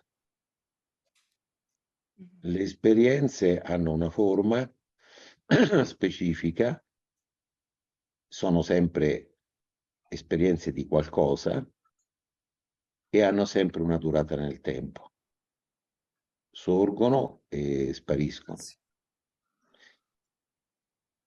E tu hai detto, per me è stata un'esperienza di separazione, eppure ero cosciente, eppure sentivo di esserci. Ci mancherebbe. In ogni esperienza, il sapore a monte di ogni esperienza che facciamo, che sia piacevole, che sia spiacevole, che sia ordinaria, che sia straordinaria, il sapore a monte di ogni esperienza è il senso di esserci. Quindi qualsiasi esperienza uno fa, ci deve essere l'esserci e la coscienza che osserva o testimonia questa esperienza, no? E allora poi a volte, come dici tu, ci può essere un'idea fuorviante che nel momento che hai, per esempio, un'esperienza extracorporea, quella sì che è un'esperienza importante, però come avrai notato, poi alla fine passa. Non è dal punto di vista della realtà che noi siamo, non è diversa da tutte le altre esperienze. Indipendentemente da come poi vengono spiegate dai neurologi, dai neuroscienziati, eccetera. Ma, quello che è importante e interessante è che in quell'esperienza tu c'eri, ti sei accorta di quell'esperienza, e allora chi è che c'era? Chi è che si è accorto di quell'esperienza? Chi è che era presente a quell'esperienza e che adesso è presente a questa in cui stiamo parlando tramite il computer? Chi era? Che cos'era? Quello è il punto, secondo me. È il punto che non passa rispetto alle esperienze che possono essere, ripeto, straordinarie, ordinarie, ma che da questo punto di vista sono irrilevanti rispetto alla presenza in cui queste esperienze appaiono e scompaiono. Grazie. Io ogni tanto capito da queste parti, però Mauro mi conosce, non so se si ricorda, ma comunque io devo molto all'incontro con Mauro, perché per delle cose che poi sono all'interno di quello di cui vorrei parlare, ma mi soffermo su quello di cui volevo parlare, perché Manfree e Alessandro, come nome, che ha parlato prima, mi sembra di sì, perché poi ho sentito chiamare Alessandro, Mi comunque... chiamo Alessandro, Manfree perché mi chiamo Manfred, lo uso. Ok. Quindi Alessandro, volevo riferirmi a quello che diceva Alessandro, perché io ho delle esperienze su alcune cose che lui ha detto. Se io ho colto che cosa lui diceva, riguardo al sostegno interno, al sostegno, cioè chi può fare le esperienze di percepire ciò che è, secondo me, secondo la mia esperienza, è la persona che in qualche modo è equilibrata a livello psicologico e di relazione con il mondo, perché a me sembra che tutto quello che noi viviamo comunque lo comprendiamo, ci arriviamo attraverso la relazione con l'altro, comunque la relazione col mondo. Nella mia esperienza, dove ho avuto tantissime difficoltà proprio per il fatto che ci ho messo 40 anni per capirlo, per un fatto di struttura dell'io, che poi bisogna distruggere, cioè non smontare, non riferirsi, però bisogna averla, perché se no quello che si diceva degli eventi, anche Roberto diceva, no? Le cose brutte che ti succedono, qualcosa del genere, ti annientano, cioè non riesci a relazionarti. Per cui l'assurdità è che comunque nel mio io disastrato il contatto con ciò che è l'ho avuto quando già ero disastrata, ma ero una bambina, cioè i bambini ce l'hanno e lo vivono. Dopodiché lo si perde molto probabilmente anche nella strutturazione del proprio io.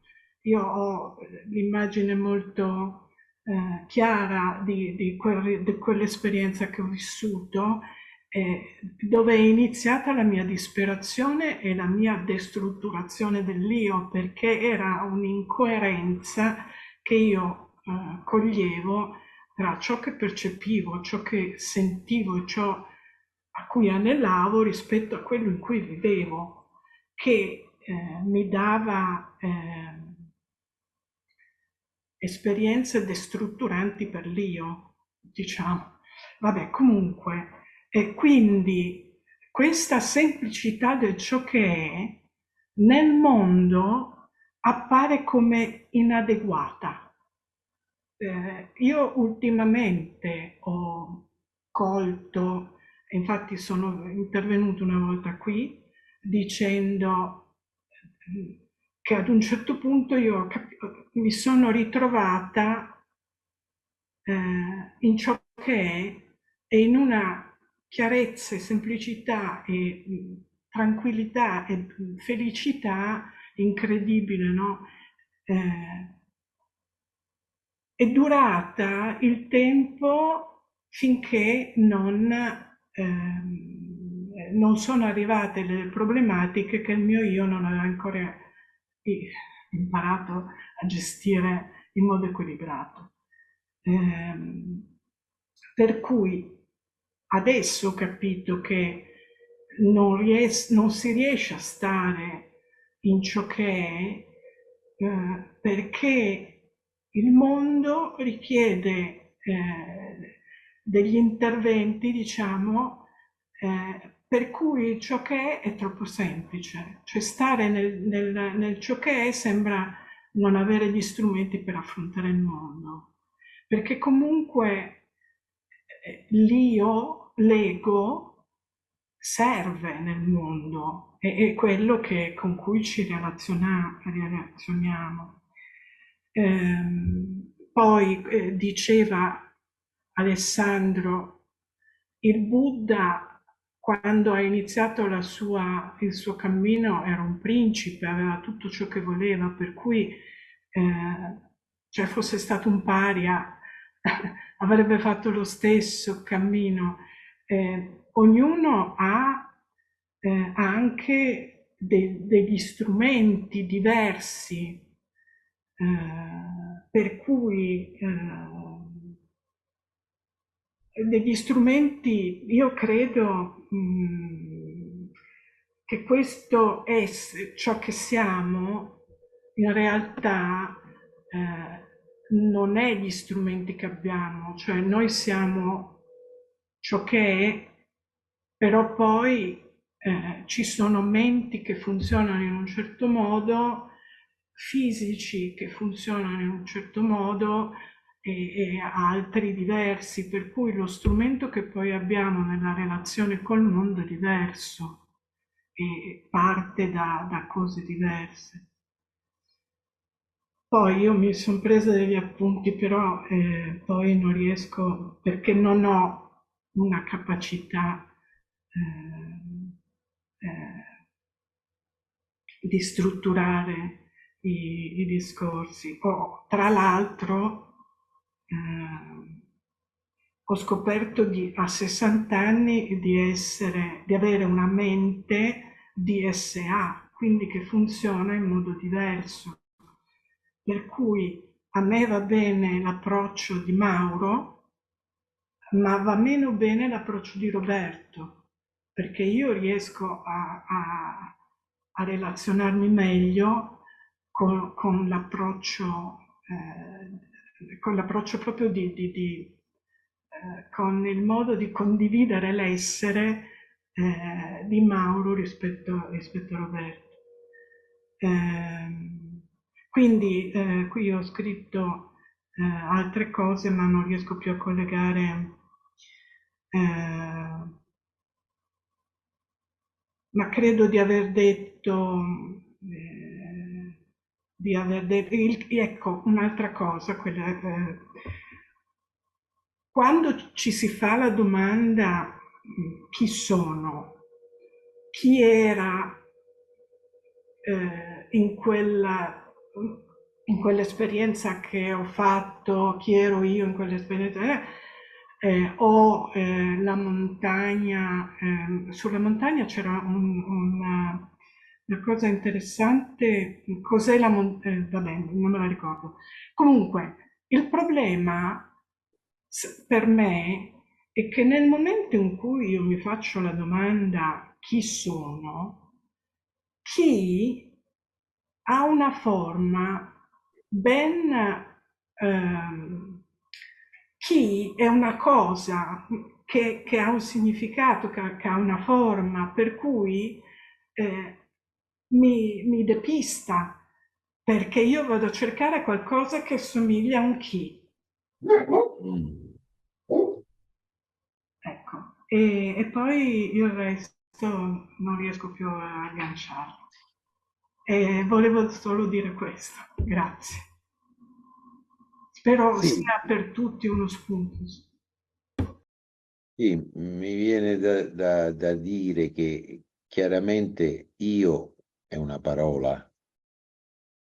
Quando andiamo a vedere, tu parlavi del fatto che è necessario che si strutturi un io nel corpo-mente, no? E sì, perché quell'io lì a cui diamo il nome io, che noi viviamo appunto nel corpo-mente, è un insieme di funzioni che servono alla sopravvivenza dell'organismo, mettere insieme quello che percepisci con le azioni che fai, se hai un istinto, stabilire come e quando scaricarlo o trattenerlo. Cioè sono tutte funzioni che servono a funzionare bene. E poi però oltre a quelle ci sono delle rappresentazioni di noi stessi. Noi abbiamo costantemente delle immagini di noi, delle rappresentazioni di chi siamo. E molto spesso, e tutto questo in realtà non dovrebbe servire a separarci, ma dovrebbe servire a connetterci di più con tutto quanto quello che è il nostro ambiente, la nostra esperienza, a metterci in connessione. Ecco perché i problemi che vengono quando non si è strutturato bene un io psicologico sono tutti problemi di una disconnessione con le cose, con la realtà, capisci? Quindi da quel punto di vista, solamente che queste immagini che abbiamo di noi stessi, se sono immagini che vengono da esperienze in cui siamo stati feriti, abbiamo sofferto, abbandoni, perdite, ferite, eccetera. Sono immagini che invece che aiutare a mettersi in connessione, intralciano quelle funzioni, quei funzionamenti, e quindi creano problemi. Però tutto questo non ha direttamente a che fare con quell'altro discorso, cioè dell'io separato, viverci nella separazione. E certamente la separazione è una costruzione che viene fatta dalla mente, che si vive separata, e a volte può essere anche una difesa per non farsi ferire di più dal mondo, no? Ecco, quindi mi rendo conto di tutto questo. Il punto è che il fatto di avere una mente, di essere una mente e un corpo feriti, eccetera, non esaurisce quello che siamo, capisci? E ci possiamo accorgere non che va distrutto quello, perché esperienze dell'esserci, del senso di esserci, possono essere pure, tra virgolette, nel senso che vengono quando sospendiamo tutto, ma possono invece manifestarsi, anzi non possono, lo fanno continuamente nelle esperienze che facciamo, senza bisogno di che vengano sospese le esperienze. Il punto sta nel non pensare che noi siamo solo, quello che conta è solo l'esperienza che facciamo. C'è quell'esperienza, è l'espressione di ciò che noi siamo a monte, che è molto più vasto ed è in pace. E allora a volte può capitare che questo venga percepito mentre facciamo un'esperienza, mentre siamo in contatto con una persona, anzi, più ci sentiamo in contatto con la realtà e più vivida può diventare a monte l'esperienza dell'esserci, capisci? Non necessariamente deve essere un'esperienza in cui è stato distrutto l'io, è stato tolto tutto. È un'esperienza, non è un'esperienza, è qualcosa che è sempre lì, anche quando siamo pieni di esperienze che possono essere piacevoli o spiacevoli, ma che ci mantengono connessi con la realtà. Non so se... Quindi quello che è vero che quando c'è un io molto ferito, insomma, è molto facile magari cercare una salvezza dalla disconnessione, no? E immaginare che per esempio la spiritualità parla di una zona separata da tutto quello che è la realtà esterna della nostra vita, delle nostre difficoltà, ma in realtà appunto come qui prima parlavo degli occhi storti, no? In realtà poi alla fine diventano un'unica cosa. Quando Roberto parlava di essere tutt'uno con quello che uno fa, lì il problema dell'io, del non io non c'è più. Si è tutt'uno con quello che si fa. Incontri una persona e ti senti in connessione con quella persona. Fai una cosa e ti senti, mangi una cosa e sei tutt'uno con quello che mangi.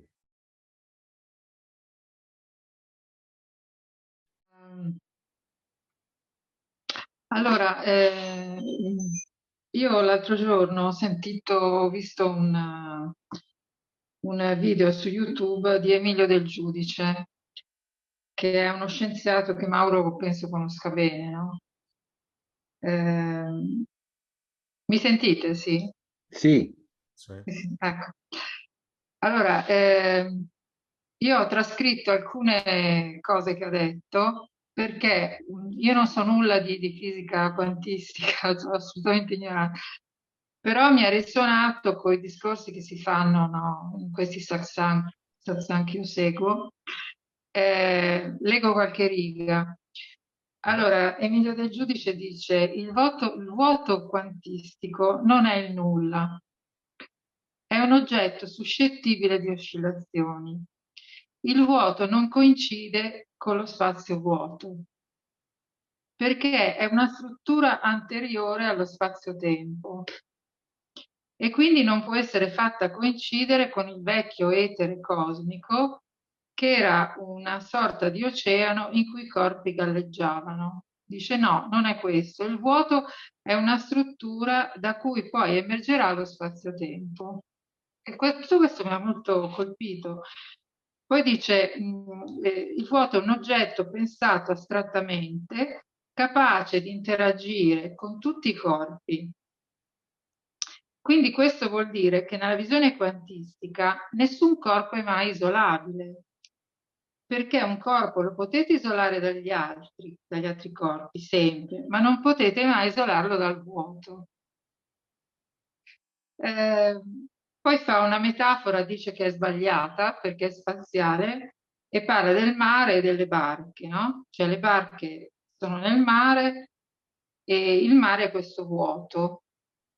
Dice: io posso sapere tutto sulla barca, sul suo motore, posso fare piani di navigazione, posso fare previsioni sullo spostamento, ma non ho tenuto conto delle oscillazioni del mare e quindi la barca può affondare. Quindi il vuoto è un oggetto fisico non spaziale. E poi altre cose, a un certo punto dice la forma di interazione di ogni corpo con il vuoto è il fatto che grazie all'interazione con il vuoto il corpo acquista una sua fluttuabilità intrinseca, cioè oscilla, si muove, no? E dice quindi non è vero che la natura ha paura del vuoto, inteso nel senso in cui lo intende lui, ma ha paura, cioè non vuole stare ferma. E quindi concludo, nessun oggetto fisico, incluso il vuoto medesimo, è libero di non oscillare. Poi vabbè, lui va avanti, dice un sacco di altre cose interessantissime, ma questo mi sembrava assolutamente attinente con ciò che tu dici nei satsang, no? E spesso tu dici la fisica quantistica e siccome questo Emilio Del Giudice, che purtroppo non c'è più, è estremamente bravo nel parlare di cose complicatissime, no? Nel semplificare più che può, poi pure simpatico, fa le battute, eccetera. Io adesso lo sto ascoltando anche sul discorso dell'acqua, eccetera. Però ecco, ribadisco che quando dice il vuoto non coincide con lo spazio vuoto, è una struttura anteriore allo spazio-tempo e quindi somiglia tanto a questo concetto dell'essere, no? Che noi immaginiamo sempre come qualcosa di motore immobile, no? Qualcosa fermo là. Invece questa cosa mi ha illuminato, cioè di queste oscillazioni che si trasmettono e che permettono il movimento di tutto ciò che c'è. Quindi non è questo essere immobile là, capito? Questo che... non so se tu vuoi dire qualcosa, se c'entra con quello che dici tu. No,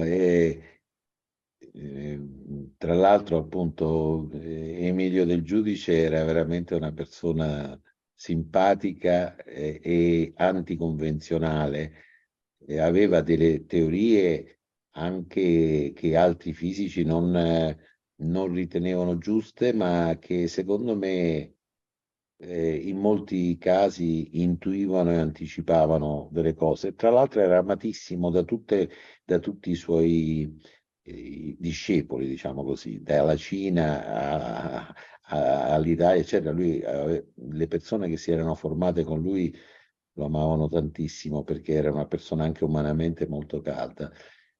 Ma adesso, indipendentemente da quello che dice lui, da chi, però quindi dalla faciloneria con cui noi possiamo trarre delle analogie fra il vuoto quantistico, che lui stesso dice che è un concetto astratto, cioè, però diciamo che la fisica quantistica, se c'è una cosa su cui sono tutti d'accordo, è che non c'è una separazione.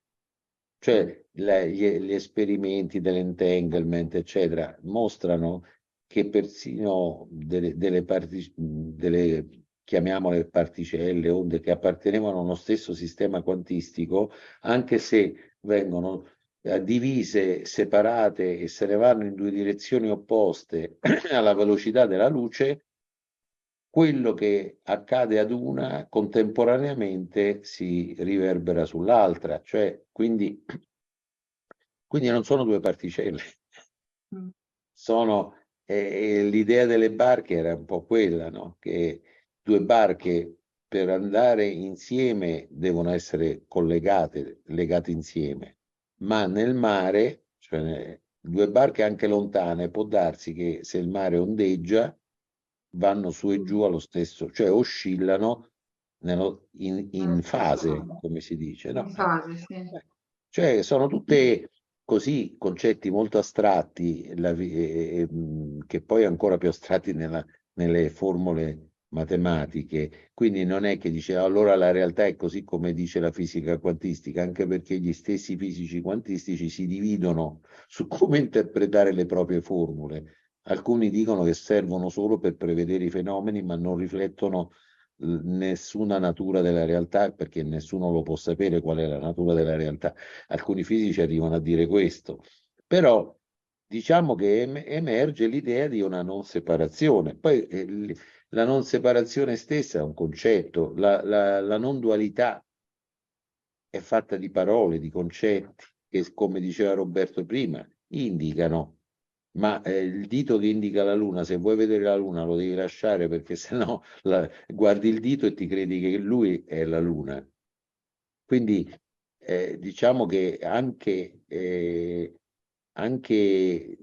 tutte le idee sulla spiritualità, persino di cose così avanzate come la non separazione, che è una struttura, una costruzione molto molto bella, creativa, eccetera, ma sono una forma della realtà, sono uno dei tanti modi in cui la realtà può essere indicata, anzi può indicare se stessa perché fanno parte della realtà, ma non sono la verità, perché nessuna parola, e fanno parte della rete dei pesci, nessuna parola può cogliere l'acqua del mare.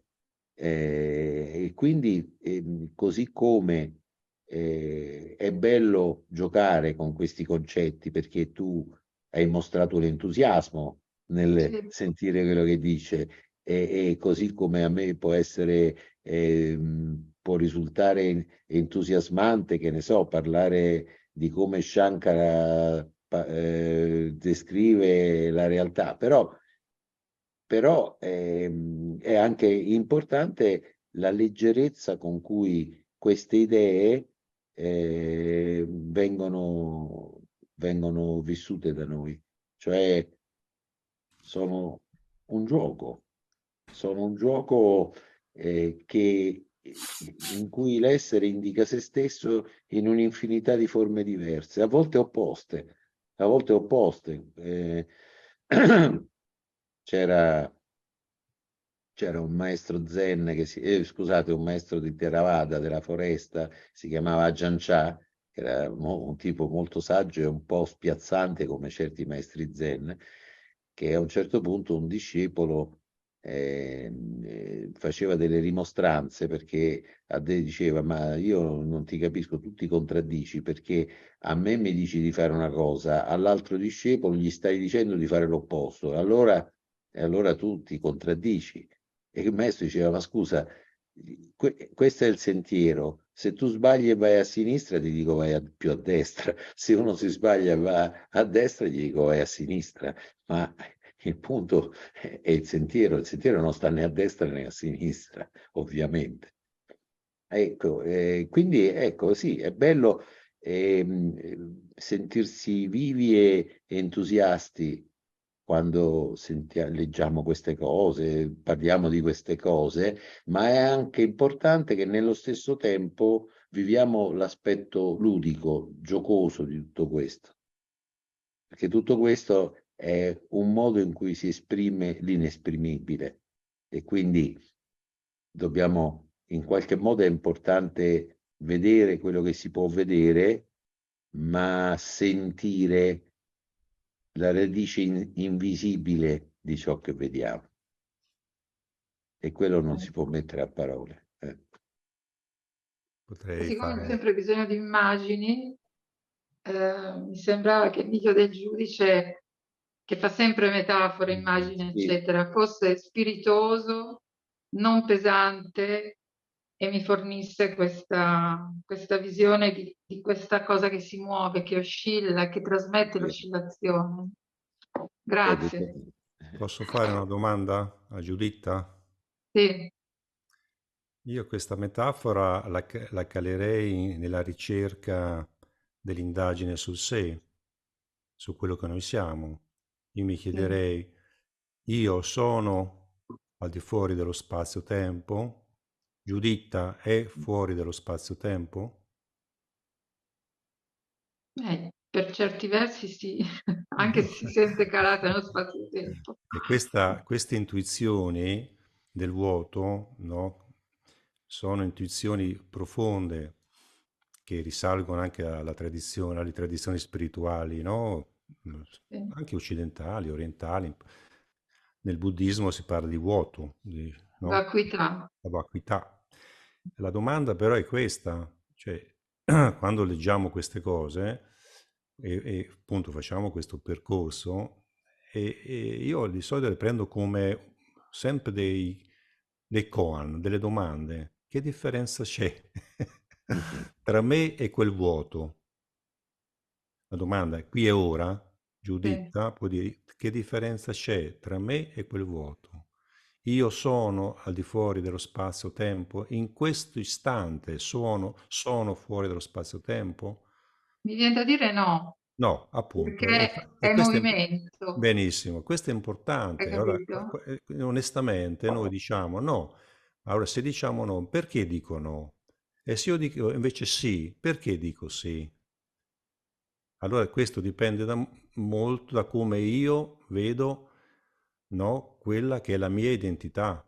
Se mi vedo come identità Roberto, io dico no, io sono, sono nello spazio-tempo, sto parlando nel spazio e nel tempo.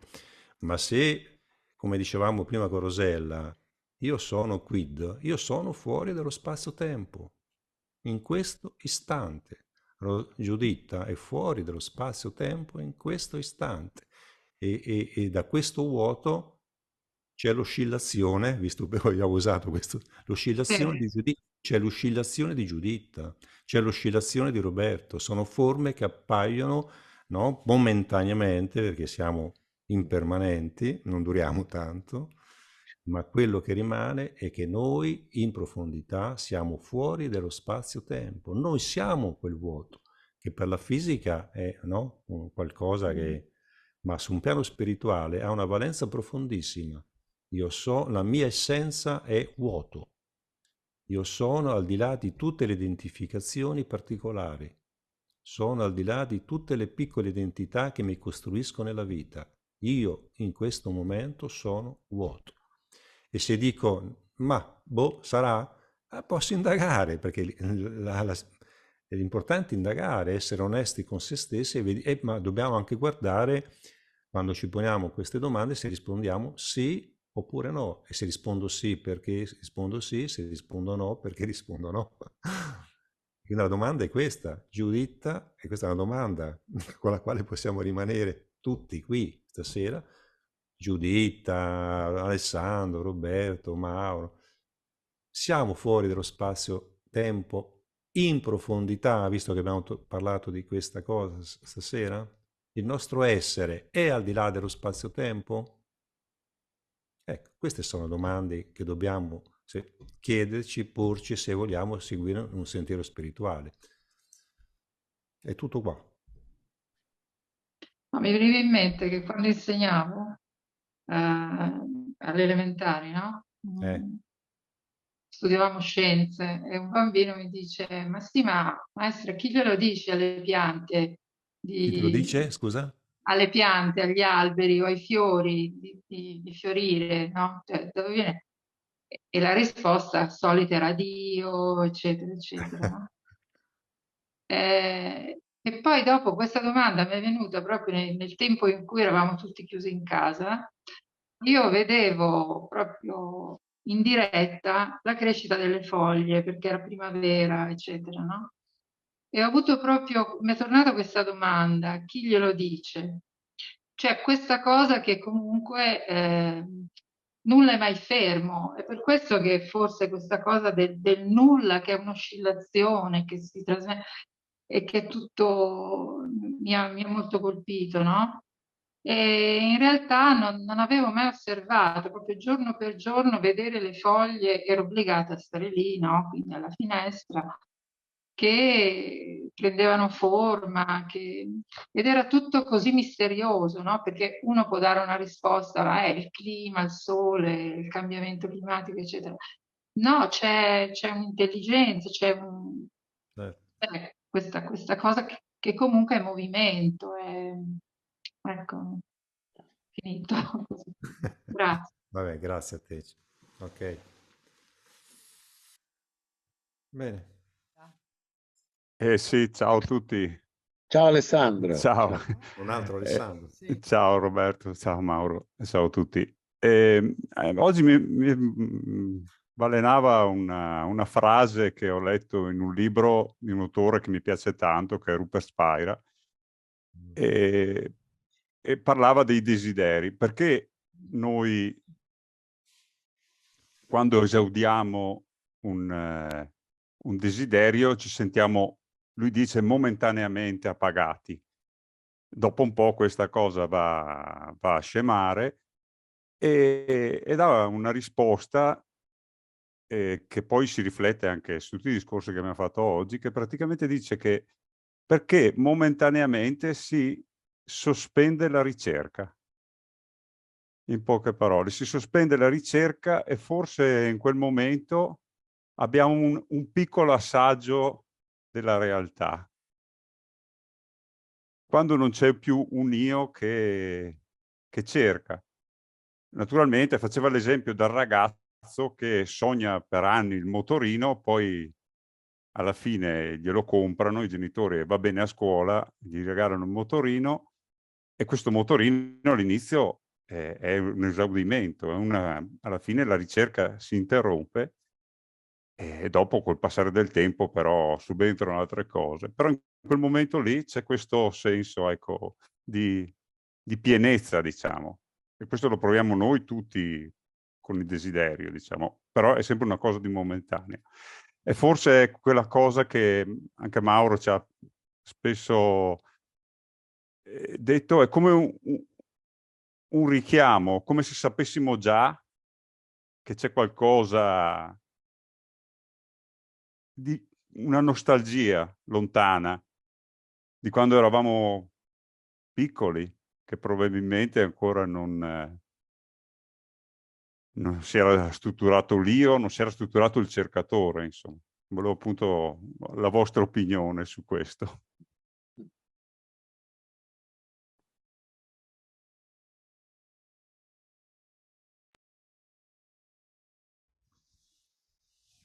Mauro, vado. Se vuoi dire qualcosa tu? Ma no, mi sembrava che in qualche maniera tu avevi già prima Sì. risposto in qualche maniera a questa questione, no? Che stava ponendo Alessandro, che poi ricorre, no? In vari maestri spirituali. E quindi mi pare che la risposta l'avevi già data in un certo senso. Non so se poi c'era qualcos'altro, qualche sfumatura in quale volevi No, no, rispondere. cioè penso che la cosa carina è che quando abbiamo questo senso di pienezza momentanea, appunto, diciamo, per esempio nel motorino, la domanda è: quando io ottengo il motorino, e se tu gli chiedi a quel ragazzo che cos'è che ti fa felice, lui dirà il motorino. Sì.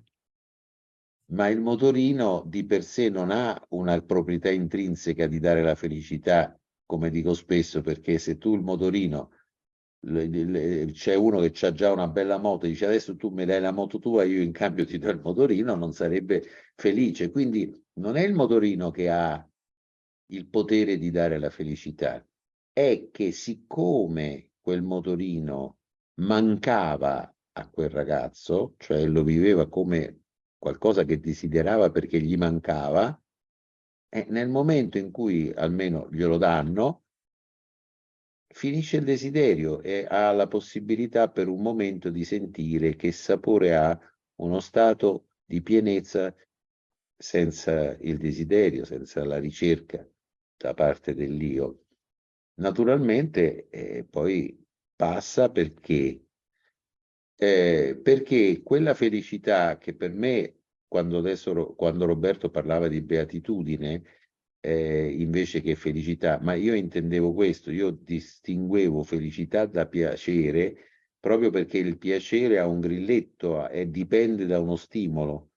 Invece la felicità della pienezza è la naturale espressione della nostra natura profonda, a cui non manca niente.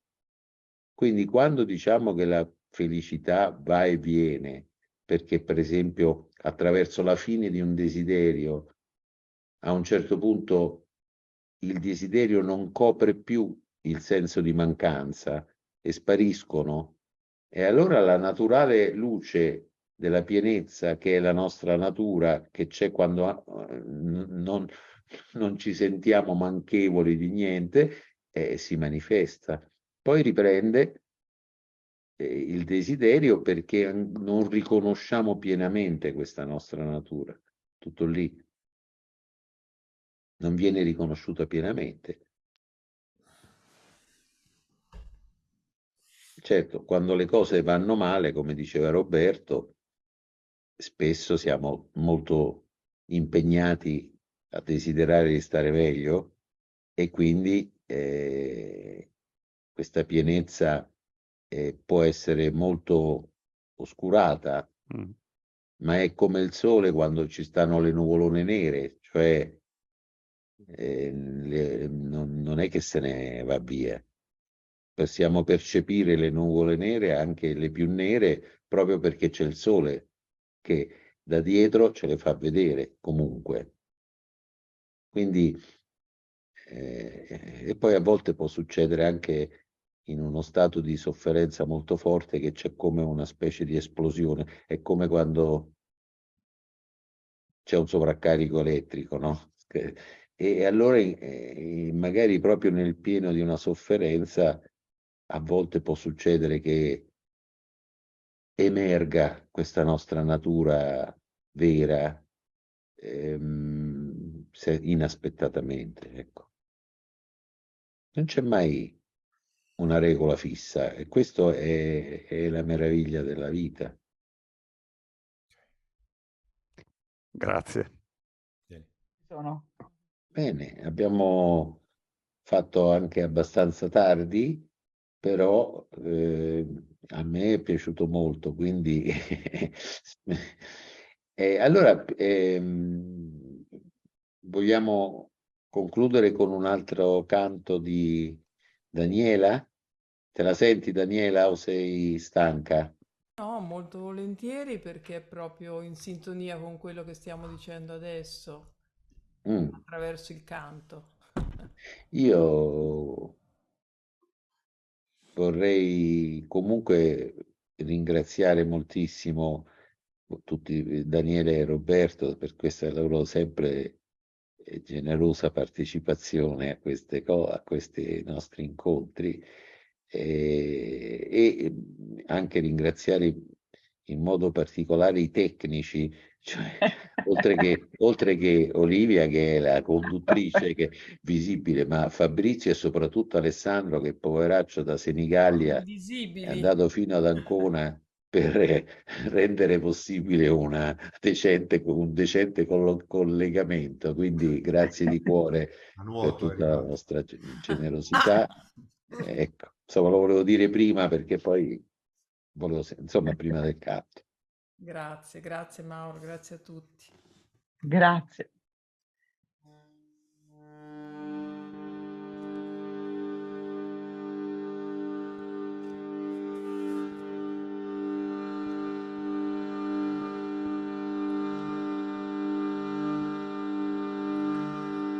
Felicità e mente quieta.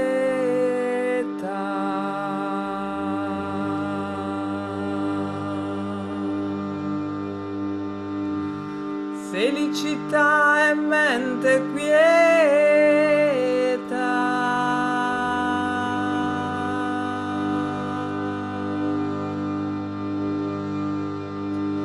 Felicità e mente quieta.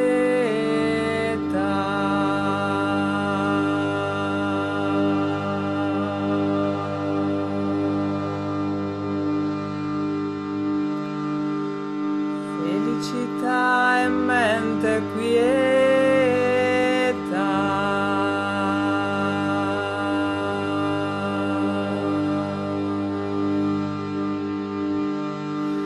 Felicità e mente quieta.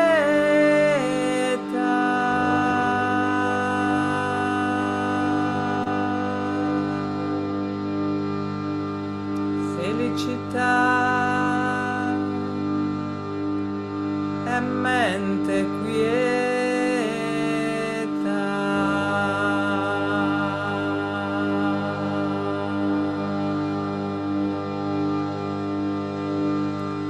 Mente quieta.